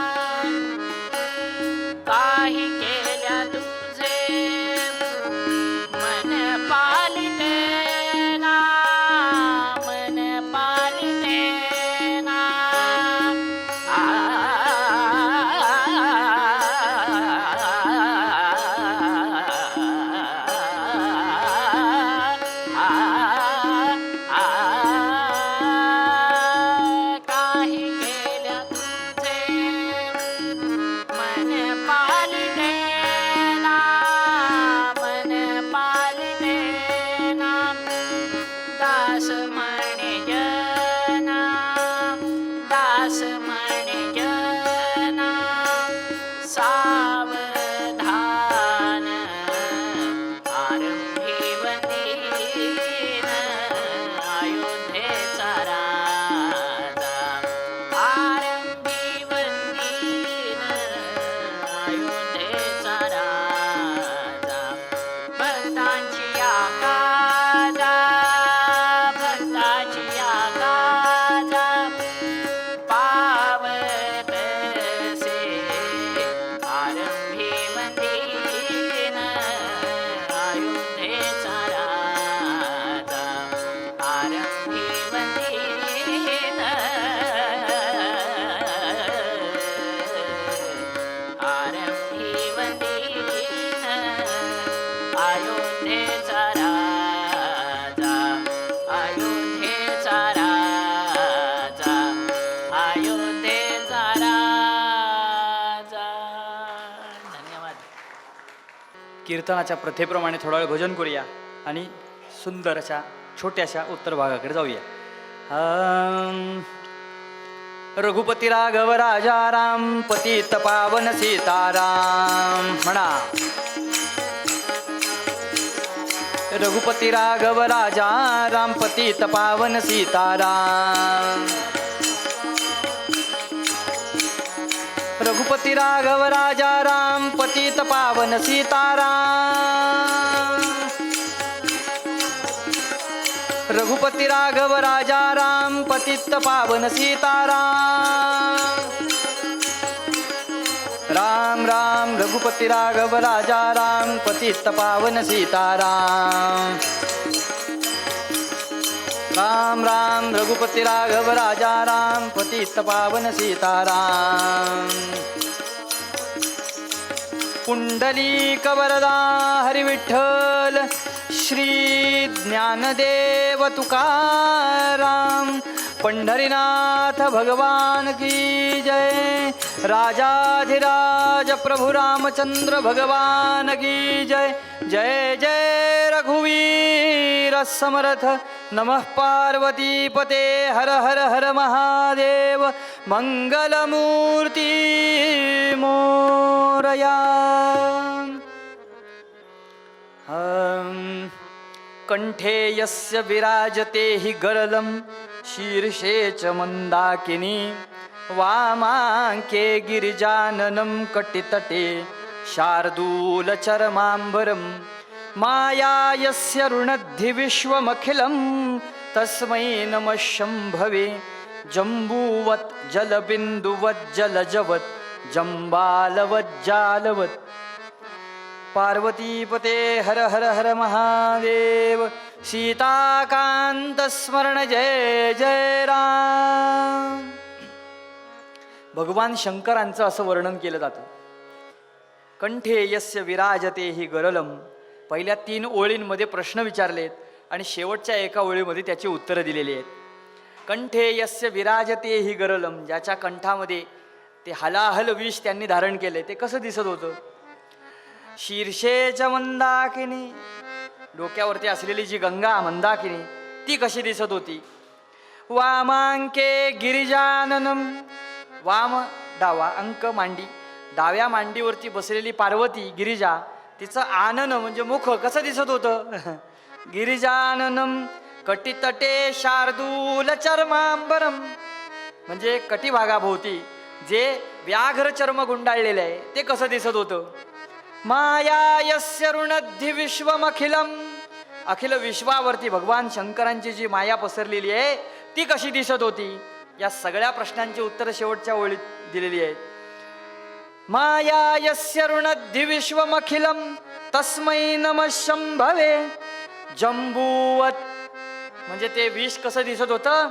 जांभळाप्रमाणे दिसत होतं. जंबू म्हणजे जांभूळ. जंबूवत. ती मंदाकिनी गंगा कशी दिसत होती. जलबिंदूवत चमकत होती.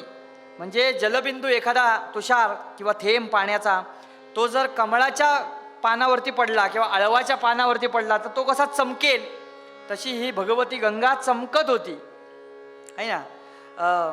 ती गंगा अशी दिसत होती. त्यानंतर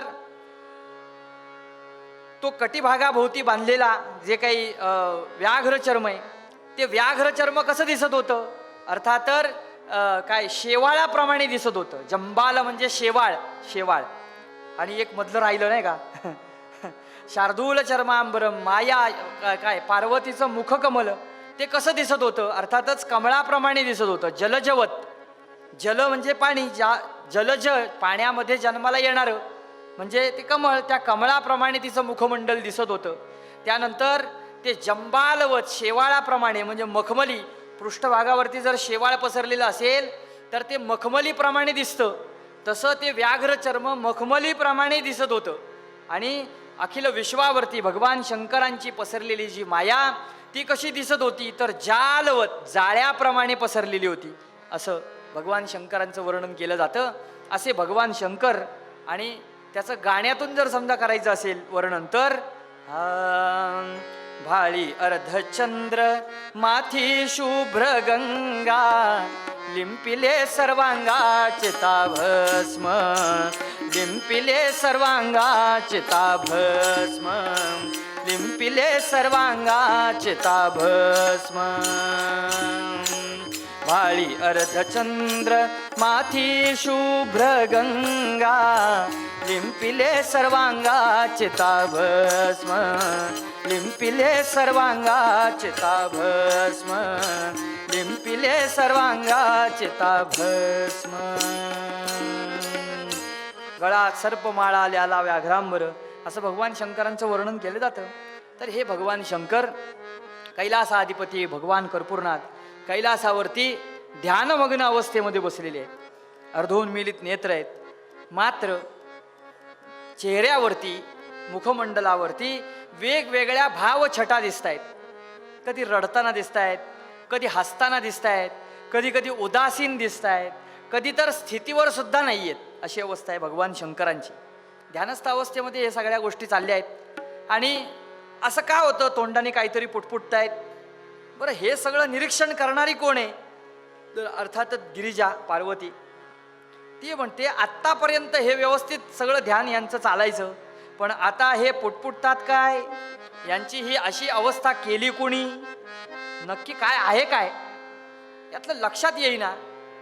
पण खरं मनात काय आहे हे जाणून घेतलं पाहिजे.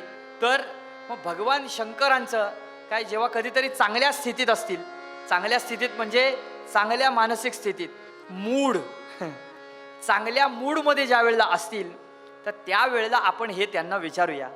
आपले हे प्रश्न त्यांना विचारू, नाही का?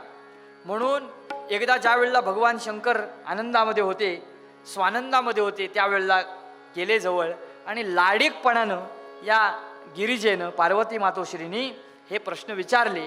काय विचारले असतील बघा. कुणाच्या हो स्मरता नामाते, कुणाच्या हो स्मरता नामाते, सत्य का सांगा नामाते, सत्य का सांगा नामाते. धरुनी ध्यान नित्य बसता, धरुनी हो ध्यान नित्य बसता, अपुल्या मनासवे हसता, अपुल्या मनासवे हसता. सविनय पुसते आपणाते, सविनय पुसते आपणाते, सत्य का सांगा नामाते, सत्य का सांगा नामाते, सत्य का सांगा नामाते. भगवान शंकरांना प्रश्न केलेत. काय? कुणाचं नाव घेता? तोंडाने पुटपुटता कुणाचं नाव? अहो, बाकी सगळे देव आणि तुम्ही मात्र महादेव. मग बाकीच्या सगळ्या देवांनी तुमचं नाव घ्यायचं, तर ते आता तुम्ही आणखीन कुणाचं नाव घेता? तुम्ही तर महादेव. त्यानंतर धरुणी ध्यान नित्य बसता, मात्र आपुल्या मनासवे हसता, आपल्याच मनाशी हसत असता. त्यानंतर कधी कधी उदासीन दिसता, क्षणभर स्थितीवरही नसता. मग अशी ही अवस्था तुमची का झाली मला सांगाल? सविनय पुसते आपणाते. महत्वाची गोष्ट आहे बरं का. सविनय पुसते, म्हणजे त्यावेळचं नवरा बायकोचं बोलणं कसं असायचं? सविनय असायचं. सविनय पुसते आपणा ते, सत्य का सांगा ना माते. मला सत्य काय आहे ते सांगा. त्यावेळेला भगवान शंकर मनाशीच हसलेत आणि म्हणालेत, अगं गिरिजे, या सगळ्या प्रश्नांची उत्तरं तू आजपर्यंत कधी विचारली नाहीस, पण आजच तुला असं का वाटतं की हे प्रश्न मला विचारावेत? असं का वाटतं? म्हणजे उत्तर द्यायचं राहिलं बाजूलाच, त्याच्यावर प्रतिप्रश्न केला आहे ना. आता उत्तर देणं भाग आहे. मग पार्वती मातोश्री म्हणतात काय की अहो बाकी सगळे देव, तुम्ही महादेव, मग तुम्ही कुणाचं नाव म्हणता? तुम्ही कोणाचं नाव घेता? आणि या सगळ्या गोष्टी मला का जाणून घ्यायच्या आहेत? याचं कारण सांगते ऐका, की आमच्या बायकांचं वेगळं वेगळं असतं. काय वेगळं असतं तुमच्या बायकांचं? त्यावेळेला भगवान शंकरांनी विचारल्यानंतर तिनं लाजत मुरडत सांगावं आणि थोडासा राग सुद्धा मनात. म्हणते काय की माझ्या व्यतिरिक्त आणखीन कोणी सुंदर दिसलं की काय, आणि त्याच्यावर तुमचं लक्ष जडलं की काय? म्हणजे जसे आपल्या सामान्य माणसांचे प्रश्न असतात तसेच देवांचे सुद्धा प्रश्न असतात ना. काय आश्चर्य असेल हे.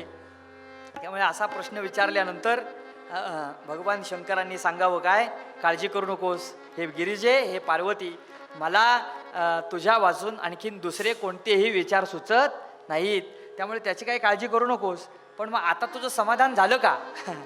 असं काही नाही. मी तुला अगदी सत्यवत सांगतो की माझं अन्य आणखीन कुठंही लक्ष नाही, फक्त एकच, मी एक पत्नी असं आहे, त्यामुळे काळजी करू नकोस. मग तुझं समाधान झालं का? त्यावेळेला पार्वती मातोश्रींनी सांगावं काय, नाही समाधान नाही झालं, पण शेवटी नाव कुणाचं घेता हे तुम्ही शिताफीने टाळलं सांगायचं. नाव कुणाचं घेता अशी अवस्था तुमची का होते हे तुम्ही सांगणं शिताफीने टाळलं.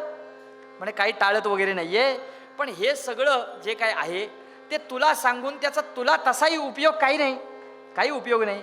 मग जर एखादी गोष्ट तुला उपयोगी नसेल तर ती मी तुला का सांगू? आणि खरी गोष्ट आहे, इदम अथर्व शीर्षम अशिष्याय न देयम, आहे ना.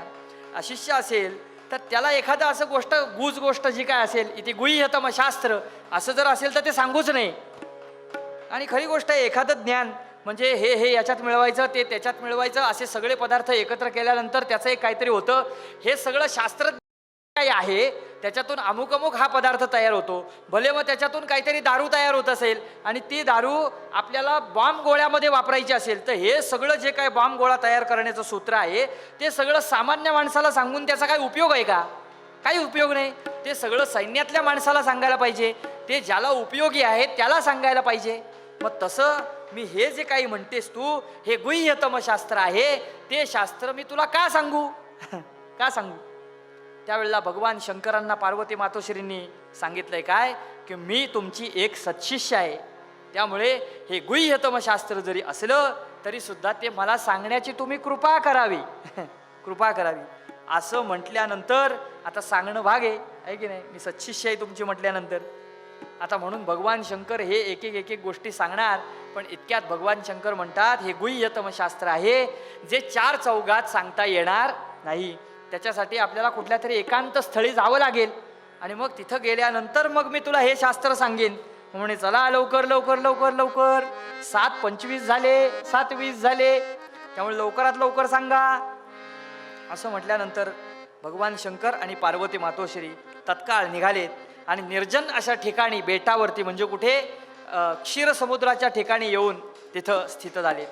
एका मोठ्या शिळेवरती भगवान शंकर बसलेत आणि समोर माता पार्वती मातोश्री बसले आहेत. आता तुमच्या मनात कदाचित हा प्रश्न पडला असेल की इति गुह्यतम शास्त्र म्हणून भगवान शंकरांनी पार्वती मातोश्रींना जे सांगितलं ते एकांत स्थळी जाऊन सांगितलं, मग त्या सगळ्या गोष्टी तुम्हाला कशा कळल्या? म्हणजे हे कीर्तनात तुम्ही कसं काय सांगायला लागलात? तर त्याचं उत्तर आपल्याला याच आख्यानात पुढे येणार आहे. त्यामुळे ही मनातली शंका अशीच ठेवा, त्याचं उत्तर तुम्हाला पुढच्या कथेमध्ये मिळेल. तर भगवान शंकर उच्चासनावरती, म्हणजे एका मोठ्या शेळीवरती बसलेत आणि समोर पार्वती मातोश्री बसले आहेत. आणि भगवान शंकरांनी आपल्या हृदयामध्ये असलेला जो राम आहे की नाही, ते राम हृदय सांगायला सुरुवात केली. मी कुणाचं नाव घेतो? अर्थातच भगवान रामचंद्रांचं नाम घेतो. त्यांचं चरित्र मी आठवतो. माझ्या हृदयामध्ये फक्त आणि फक्त भगवान रामचंद्रच निवास करतात आणि ते एक पत्नी आहेत, एक बाणी आहेत. म्हटल्यानंतर हे पार्वती, मी तुझ्या वाचून दुसरा विचार कसा बरं करेन? कारण माझे प्रभूच जर समजा एक पत्नी आहेत तर मी दुसऱ्या स्त्रीचा विचार कसा करेन. त्यामुळे तू मनातले हे विचार काढून टाक. मग हे जे राम हृदय जे काय आहे ते भगवान शंकरांनी सांगायला सुरुवात केली. ते गुह्यतमशास्त्र आहे नाही का, ते सांगायला सुरुवात केली. पण जेव्हा असं काहीतरी आध्यात्मिक चर्चा वेदांत चर्चा चालू होते त्यावेळेला ती येते ती कारण तिला आशीर्वादच मिळालेला आहे तसा. कुंभकर्णाचं काय राम रावणांच्या युद्धामध्ये कुंभकर्णाचं काय वध केला. त्यानंतर कुंभकर्णाची पत्नी जी निद्रादेवी ती धावत धावत रामचंद्रांकडे आली आणि म्हणाली, रामराया माझ्या पतीला तुम्ही आता वध केलात त्याचा, म्हटल्यानंतर माझा स्वीकार कोण करणार. त्यावेळेला भगवान रामचंद्रांनी सांगावं काय, अशा अवस्थेमध्ये सिनेमाला किंवा तमाशाला जाऊ नये. अशा वेळेला कुठे जावं तर मंदिरामध्ये जावं. मंदिरामध्ये जावं, रामाचं नाम घ्यावं आणि म्हणजे काय माझं नाम जिथं जिथं गायन त्याचं चालेल तिथं तिथं जावं आणि माझं नाम जिथं चालेल तिथं जायचं. आणि जे खांबाला टेकून बसलेले आहेत, जे भिंतीला टेकून बसलेले आहेत, जे बसून उगाच इकडे तिकडे बघतायत किंवा भजनामध्ये ज्यांचं लक्ष नाहीये त्यांच्या मानेवर जाऊन बसायचं आणि तुझी जी काय माया आहे ती त्यांच्यावर पसरायची. म्हणजे काय होतं, कीर्तनी बैसता निद्रे नागविले अशी अवस्था तेव्हा येते जेव्हा ती निद्रादेवी आपल्यावर कृपा करते तेव्हा आहे ना. त्यामुळे अशी ती आली आणि ती तिथं पण गेली. सामान्य माणसालाच फक्त ती येते आणि कृपा करते असं नव्हे, तर पार्वती मातोश्रींवर पण तिने कृपा करावी. आणि पार्वती मातोश्री निद्राधीन झाल्या, म्हणजे निद्राधीन कुठल्या घोरायलाच लागल्या म्हटलं तरी चालेल, झोपी गेल्या. आणि हे गुह्यतम शास्त्र जे काही आहे, म्हणजे तुमच्या मनातला प्रश्न शंका की हे गुह्यतम शास्त्र आहे, भगवान शंकरांच्या मुखातून बाहेर पडणारी वाघ गंगा, गुह्यतम शास्त्र हे शास्त्र जगाला उपयोगी पडणार आहे, जगाच्या कल्याणासाठी त्याचा उपयोग होणार आहे. म्हणून जगपालक परमात्मा हे सगळं बघतायत आणि ही वाघ गंगा थांबू नये, खंडित होऊ नये आणि जगाच्या कल्याणासाठी ती आपल्याला मिळावी यासाठी म्हणून त्यांनी अंगुष्ठ मात्र रूप धारण केलं. आणि ते त्या क्षीर समुद्राच्या ठिकाणी एक मासोळी होती, मासोळी, आणि त्या मासोळीच्या गर्भामध्ये जाऊन बसले. आणि अर्थातच अशी कथा ज्या वेळेला सुरू असते त्यावेळेला जे झोपलेले असतात त्यांच्याबद्दल नाही, पण जे जागे असतात ते मान हलवत असतात नाही का. कीर्तन सुरू असतं तेव्हा मान हलवत असतात, काहीतरी प्रतिसाद देत असतात आपल्या, त्याच्यावरून कथा चालू असते. समजा इथले सगळेच जर समजा डोळे मिटून झोपलेले असतील तर कथा सांगायची कोणाला आहे ना. मग कथा बंद पडणार ना, थांबणार तिथेच, सगळ्यांना जागं करायचं आणि मग कथा सांगायची. मग कथा थांबणार. त्यामुळे ही कथा थांबू नये यासाठी पार्वती मातोश्री जोपर्यंत हुंकार देत आहेत तोपर्यंत कथा सुरू आहे. पण आता पार्वती मातोश्री झोपलेत, मग आता हुंकार कसा काय चालू ठेवायचा यासाठी म्हणून त्याने अंगुष्ठ मात्र अंगठ्या एवढं रूप धारण केलं आणि त्या मासोळीच्या गर्भामध्ये जाऊन बसलेत आणि तिथून हुंकार देत आहेत. म्हणून ती वाघ गंगा थांबली नाही. आणि ते जे गुह्यतम शास्त्र आहे ते सगळं जगाच्या कल्याणासाठी आलं आणि म्हणून त्याची कथा कीर्तनकार आम्ही सांगायला लागलो, म्हणून ती आम्हाला माहिती. असं आहे ना, तुम्हाला पण सगळ्यांना माहिती अर्थातच. आणि ती कथा पुढं पुढं निघाले की अंगुष्ठ मात्र रूप धारण केलेले हे तिथून हुंकार देत आहेत आणि गुह्यतम शास्त्र सगळं जे काही आहे ते ऐकतायत. मात्र त्याच वेळेला काहीतरी व्यत्यय यावा आणि भगवान शंकरांची समाधी उतरावी.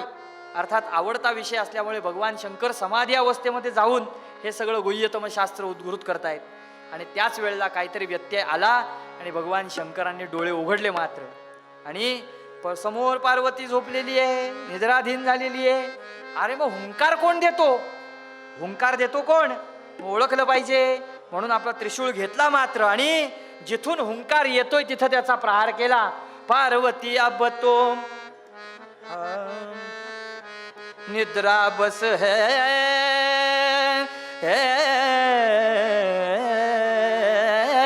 पार्वती अब तुम निद्रा बस है, कवन देत हुंकारा. पार्वती अब तुम निद्रा बस है, कवन देत ओंकारा. मत्स्य गर्भ जान के कुरुध से, शिवने त्रिशूल मारा रामा. साधुजी राजाम राजा राम को जी.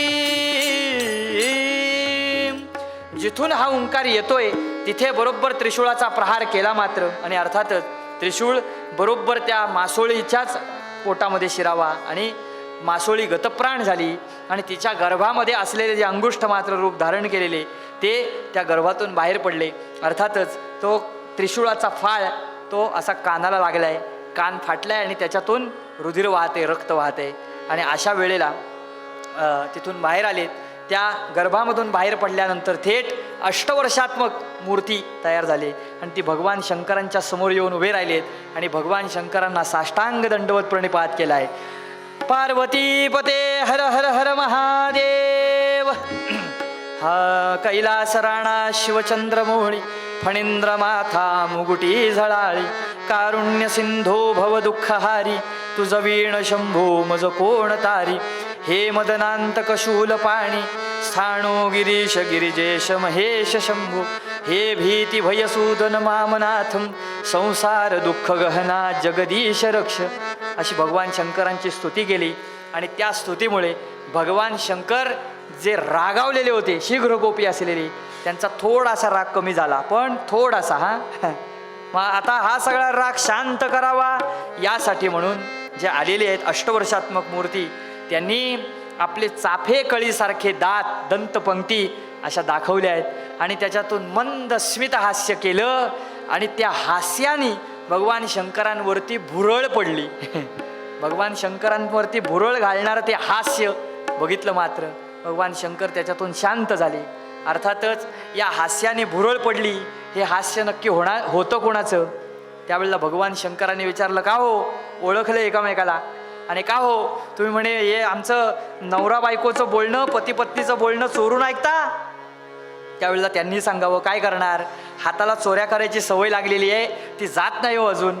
त्यामुळे आपल्या दंतपंक्ती दाखवून हसणारे मंदस्मित करणारे हे कोण होते?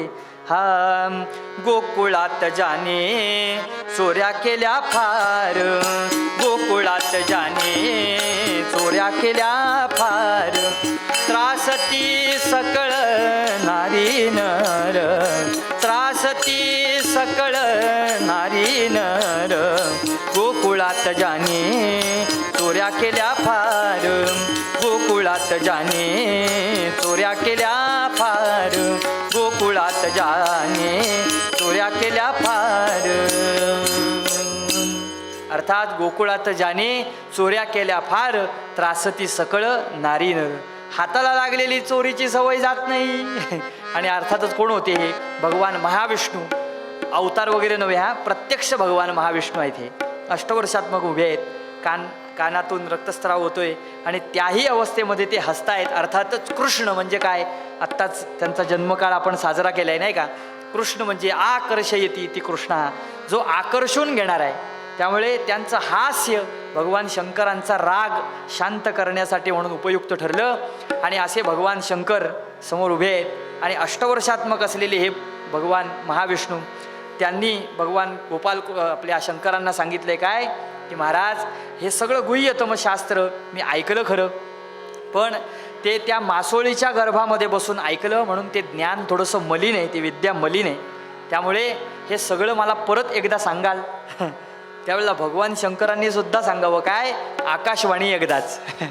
मग आता हे सगळं ज्ञान जर समजा तुला परत हवं असेल तर पूर्वरंगामध्ये आपण बघितलंय काय, तद्विद्ये प्रणिपातेन परिप्रश्नेन सेवया उपदेक्षन्ति ते ज्ञानम ज्ञानिनस्तत्वदर्शिना. मग हे ज्ञान जर समजा तुला हवं असेल तर काय करावं लागेल, गुरुसेवा करावी लागेल 12 वर्षपर्यंत. आणि भगवान दत्तात्रेयांच्या इथे जा आणि या भगवान दत्तात्रेयांची 12 वर्षपर्यंत सेवा करा आणि त्या सेवेतून तुम्हाला हे गुह्यतम शास्त्र म्हणून जे काही आहे ते सगळं शास्त्र पुन्हा तुम्हाला शिकता येईल. मात्र भगवान दत्तात्रेयांची 12 वर्ष सेवा केल्याशिवाय हा मेवा तुम्हाला मिळणार नाही. त्यामुळे किती जरी काय झालं, भगवंत प्रत्यक्ष जरी असले तरी त्यांच्यावरती सुद्धा सद्गुरूंची कृपा असल्याशिवाय पुढं नाही ना. त्यामुळे आता हे सर्व गुणसंपन्न सर्व शक्तिसंपन्न असलेले जरी भगवंत असले तरीसुद्धा काय रामरायांच्या रूपाला जेव्हा आले त्यावेळेला वसिष्ठांचा अनुग्रह केल्याशिवाय पुढं जाता येत नाही आहे ना. त्यामुळे भगवान गोपालकृष्ण जरी असले तरी संदीपनींच्या इथे जाऊन विद्या ग्रहण केल्याशिवाय पुढचं काही नाही ना. त्यामुळे भगवंताला सुद्धा सद्गुरूंची आवश्यकता असते, त्याशिवाय पुढं जाता येत नाही आहे ना. तसं तुमच्या आमच्या माणसाचं तर काय झालं, त्याच्यात सद्गुरू कृपा असल्याशिवाय या जीवाचा उद्धार कसा होईल. म्हणून हे निघालेत तिथे जाताना. तर त्यावेळेला या अष्टवर्षात्मक मूर्तीला भगवान शंकरांनी नाथ संप्रदायाची दीक्षा दिली. म्हणजे त्याची जी सगळी आयुध आहेत ती सगळी प्रदान केली आणि दीक्षा दिले. शैली, शृंगी, कंथा, झोळी, विभूती आणि चिमटा वगैरे वगैरे जे काही असतं, पुंगी, ते सगळं त्या अष्टवर्षात्मक मूर्तीला दिले आणि आपल्याजवळची विभूती काढून दिले आणि डोक्यावरती हात ठेवून आशीर्वाद दिलाय आणि नामकरण केले, नाम दिले. काय नामकरण केलं असेल? अर्थात मच्छीच्या गर्भातून बाहेर पडलेत, नाही का? बहुरूपवान परितो, बहुरूपवान परितो, मच्छीचा म्हणून नाम मत्स्येंद्र.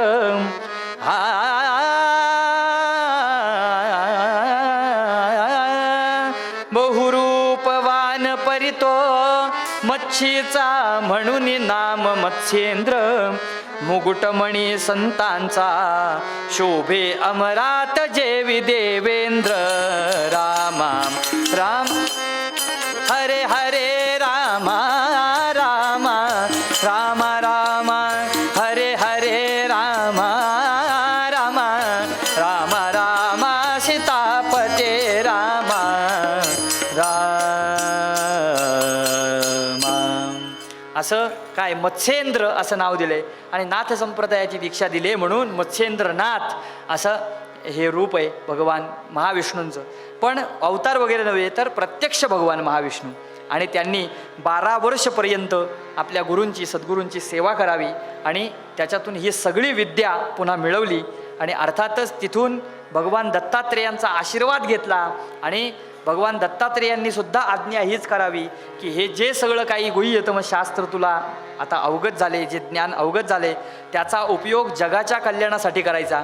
आणि म्हणून मत्स्येंद्रनाथ विचरण करत करत गावोगाव जायचे आणि तिथं जे कोणी काय जगाच्या कल्याणा, संतांच्या विभूती, देह कष्टविती, देह झिजविती, परोपकारे, म्हणून ते ज्ञान सगळ्या जगाला द्यावं यासाठी म्हणून सगळ्या जगामध्ये विचरण केलं आणि अनेक शिष्योत्तम घडवले. म्हणजे तिथून गोरक्षनाथांचा जन्म, नाही का, मग गहिनीनाथ वगैरे वगैरे या सगळ्या पुढच्या कथा आपल्याला माहिती आहेत. पण आता घड्याळाची परवानगी नसल्यामुळे इथंच थांबूया आणि पुन्हा कधी ज्या वेळेला योग येईल त्यावेळेला इथून पुढच्या कथा आपल्याला ऐकता येतील नक्की. म्हणजे परत बोलवा असं आपलं आडून सांगायचं. पण अर्थातच ही दुसरी तिसरी सेवा इथली, त्यामुळे ते बोलवतातच. पण तरीसुद्धा आज इथंच थांबूया. सद्गुरूंची सेवा केल्याशिवाय ज्ञान मिळणार नाही आणि अपेक्षित गती मिळणार नाही, हेच ज्ञानोबर आहे. आपल्या मूळ पद्यात सांगतात की जोपर्यंत सद्गुरूंची मी सेवा केली आणि सद्गुरूंच्या सेवेनंच मला हे सगळं ज्ञान मिळालं आणि म्हणून माझ्याकडून ग्रंथराज ज्ञानेश्वरीसारखा ग्रंथ माझ्याकडून होऊ शकतो आणि माझा उद्धार करणारे जे सद्गुरू आहेत ते जे माझ्या पाठीशी आहेत म्हणून मी हे सगळं करू शकतो. म्हणून ज्ञानदेव म्हणे तरलो तरलो आता उद्धरलो गुरुकृपे. अशा गुरुकृपेने तरलेले ज्ञानोबर आहे आपल्या या अनुभवातून केलेल्या या अभंगामध्ये मूळ पद्यात म्हणाले. हा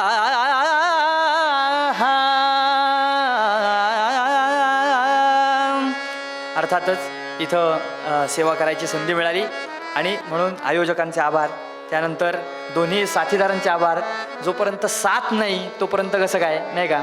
त्यामुळे जरी गुळगुळीत झालेलं असलं वाक्य तरी पण बोललंच पाहिजे, कारण ते साथीदारांसाठी असलेलं वाक्य आहे.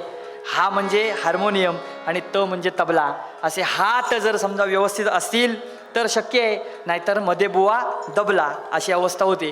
त्यामुळे साथीदार त्यांचे आभार आणि पुन्हा एकदा मला एवढा वेळ सहन केलं, नाही का?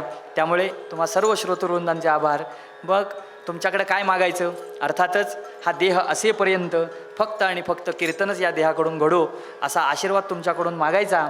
तुम्ही श्रोते जगदीश मूर्ती, तेथे माझी व्युत्पत्ती किती, बुद्धिहीन अल्पमती सलगी करीतो, माझा आशय जाणून जीवे आता उचित ते करावे, पुढे कथेस अवधान द्यावे म्हणे दासानुदास. हाच आशीर्वाद मागतो आणि या कीर्तन सेवेला इथंच पूर्ण विराम देऊया. झालेली कीर्तन सेवा सद्गुरुनाथांच्या चरणी, रामरायाच्या चरणी वाहूया आणि भगवान रामरायाची उत्तम अशी आरती करूया. हा हा श्री गुरु सारी खा असता पाठी राखा, श्री गुरु सारी खा असता पाठी राखा, इतरांच्या लेखा कोण करी, इतरांच्या लेखा कोण करी, श्री गुरु सारिखा असता पाठी राखा असता पाठी राखा असता पाठी राखा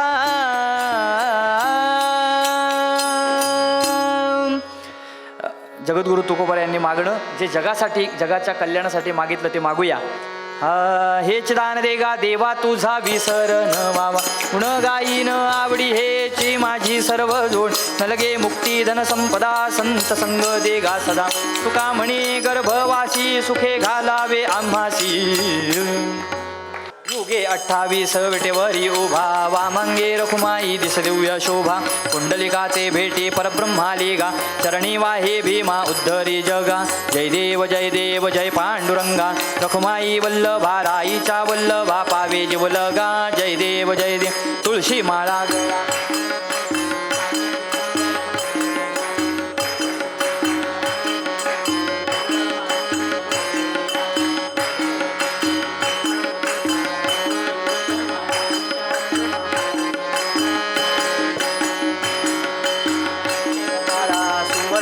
कमळे वनमाळा गळा राई रखुमाबाई राणी या सकळा ओवाळे ते राजा विठोबा सावळा जय देव जय पांडुरंगा रखुमाई वल्लभा राईच्या वल्लभा पावे जीवलगा ओवाळू आरत्या कुरवंड्या येती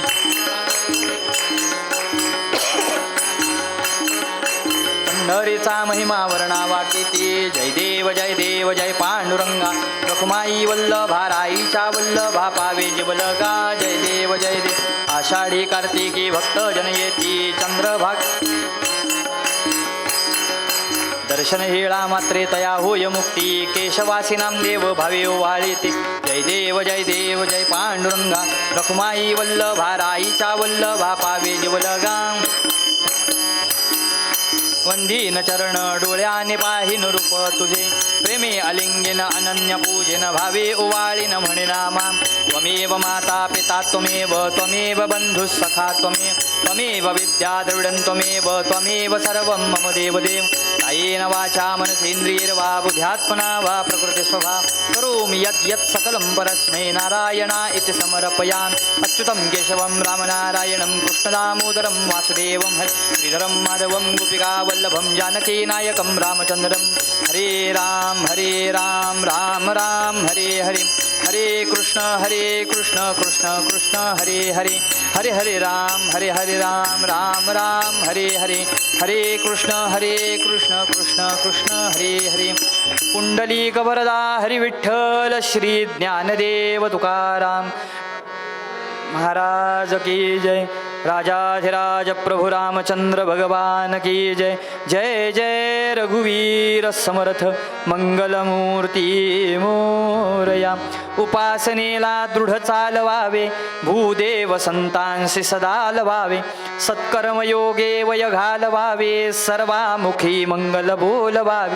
पळ पळ पळत आहे सर्व आयुष्य माझे वसुनी उदरी माते जाहलो पूर्ण ओझे कधी न करीत सेवा मी तुझी रे अनंता विषय विरत झालो तूचे आहे सत्राता. सद्गुरुनाथ महाराज की जय. श्रीराम. रघुपती राघव राजा राम पतित पावन सीताराम म्हणा. रघुपती राघव राजा राम पतित पावन सीताराम. रघुपती राघव राजा राम पतित पावन सीताराम. रघुपती राघव राजा राम पतित पावन सीताराम. राम राम रघुपती राघव राजा राम पतित पावन सीताराम. राम राम रघुपती राघव राजा राम पतित पावन सीताराम. पुंडलीक वरदा हरि विठ्ठल श्री ज्ञानदेव तुकाराम. पंढरीनाथ भगवान की जय. राजाधिराज प्रभु रामचंद्र भगवान की जय. जय जय रघुवीर समर्थ. नमः पार्वती पते हर हर हर महादेव. मंगलमूर्ती मोरया.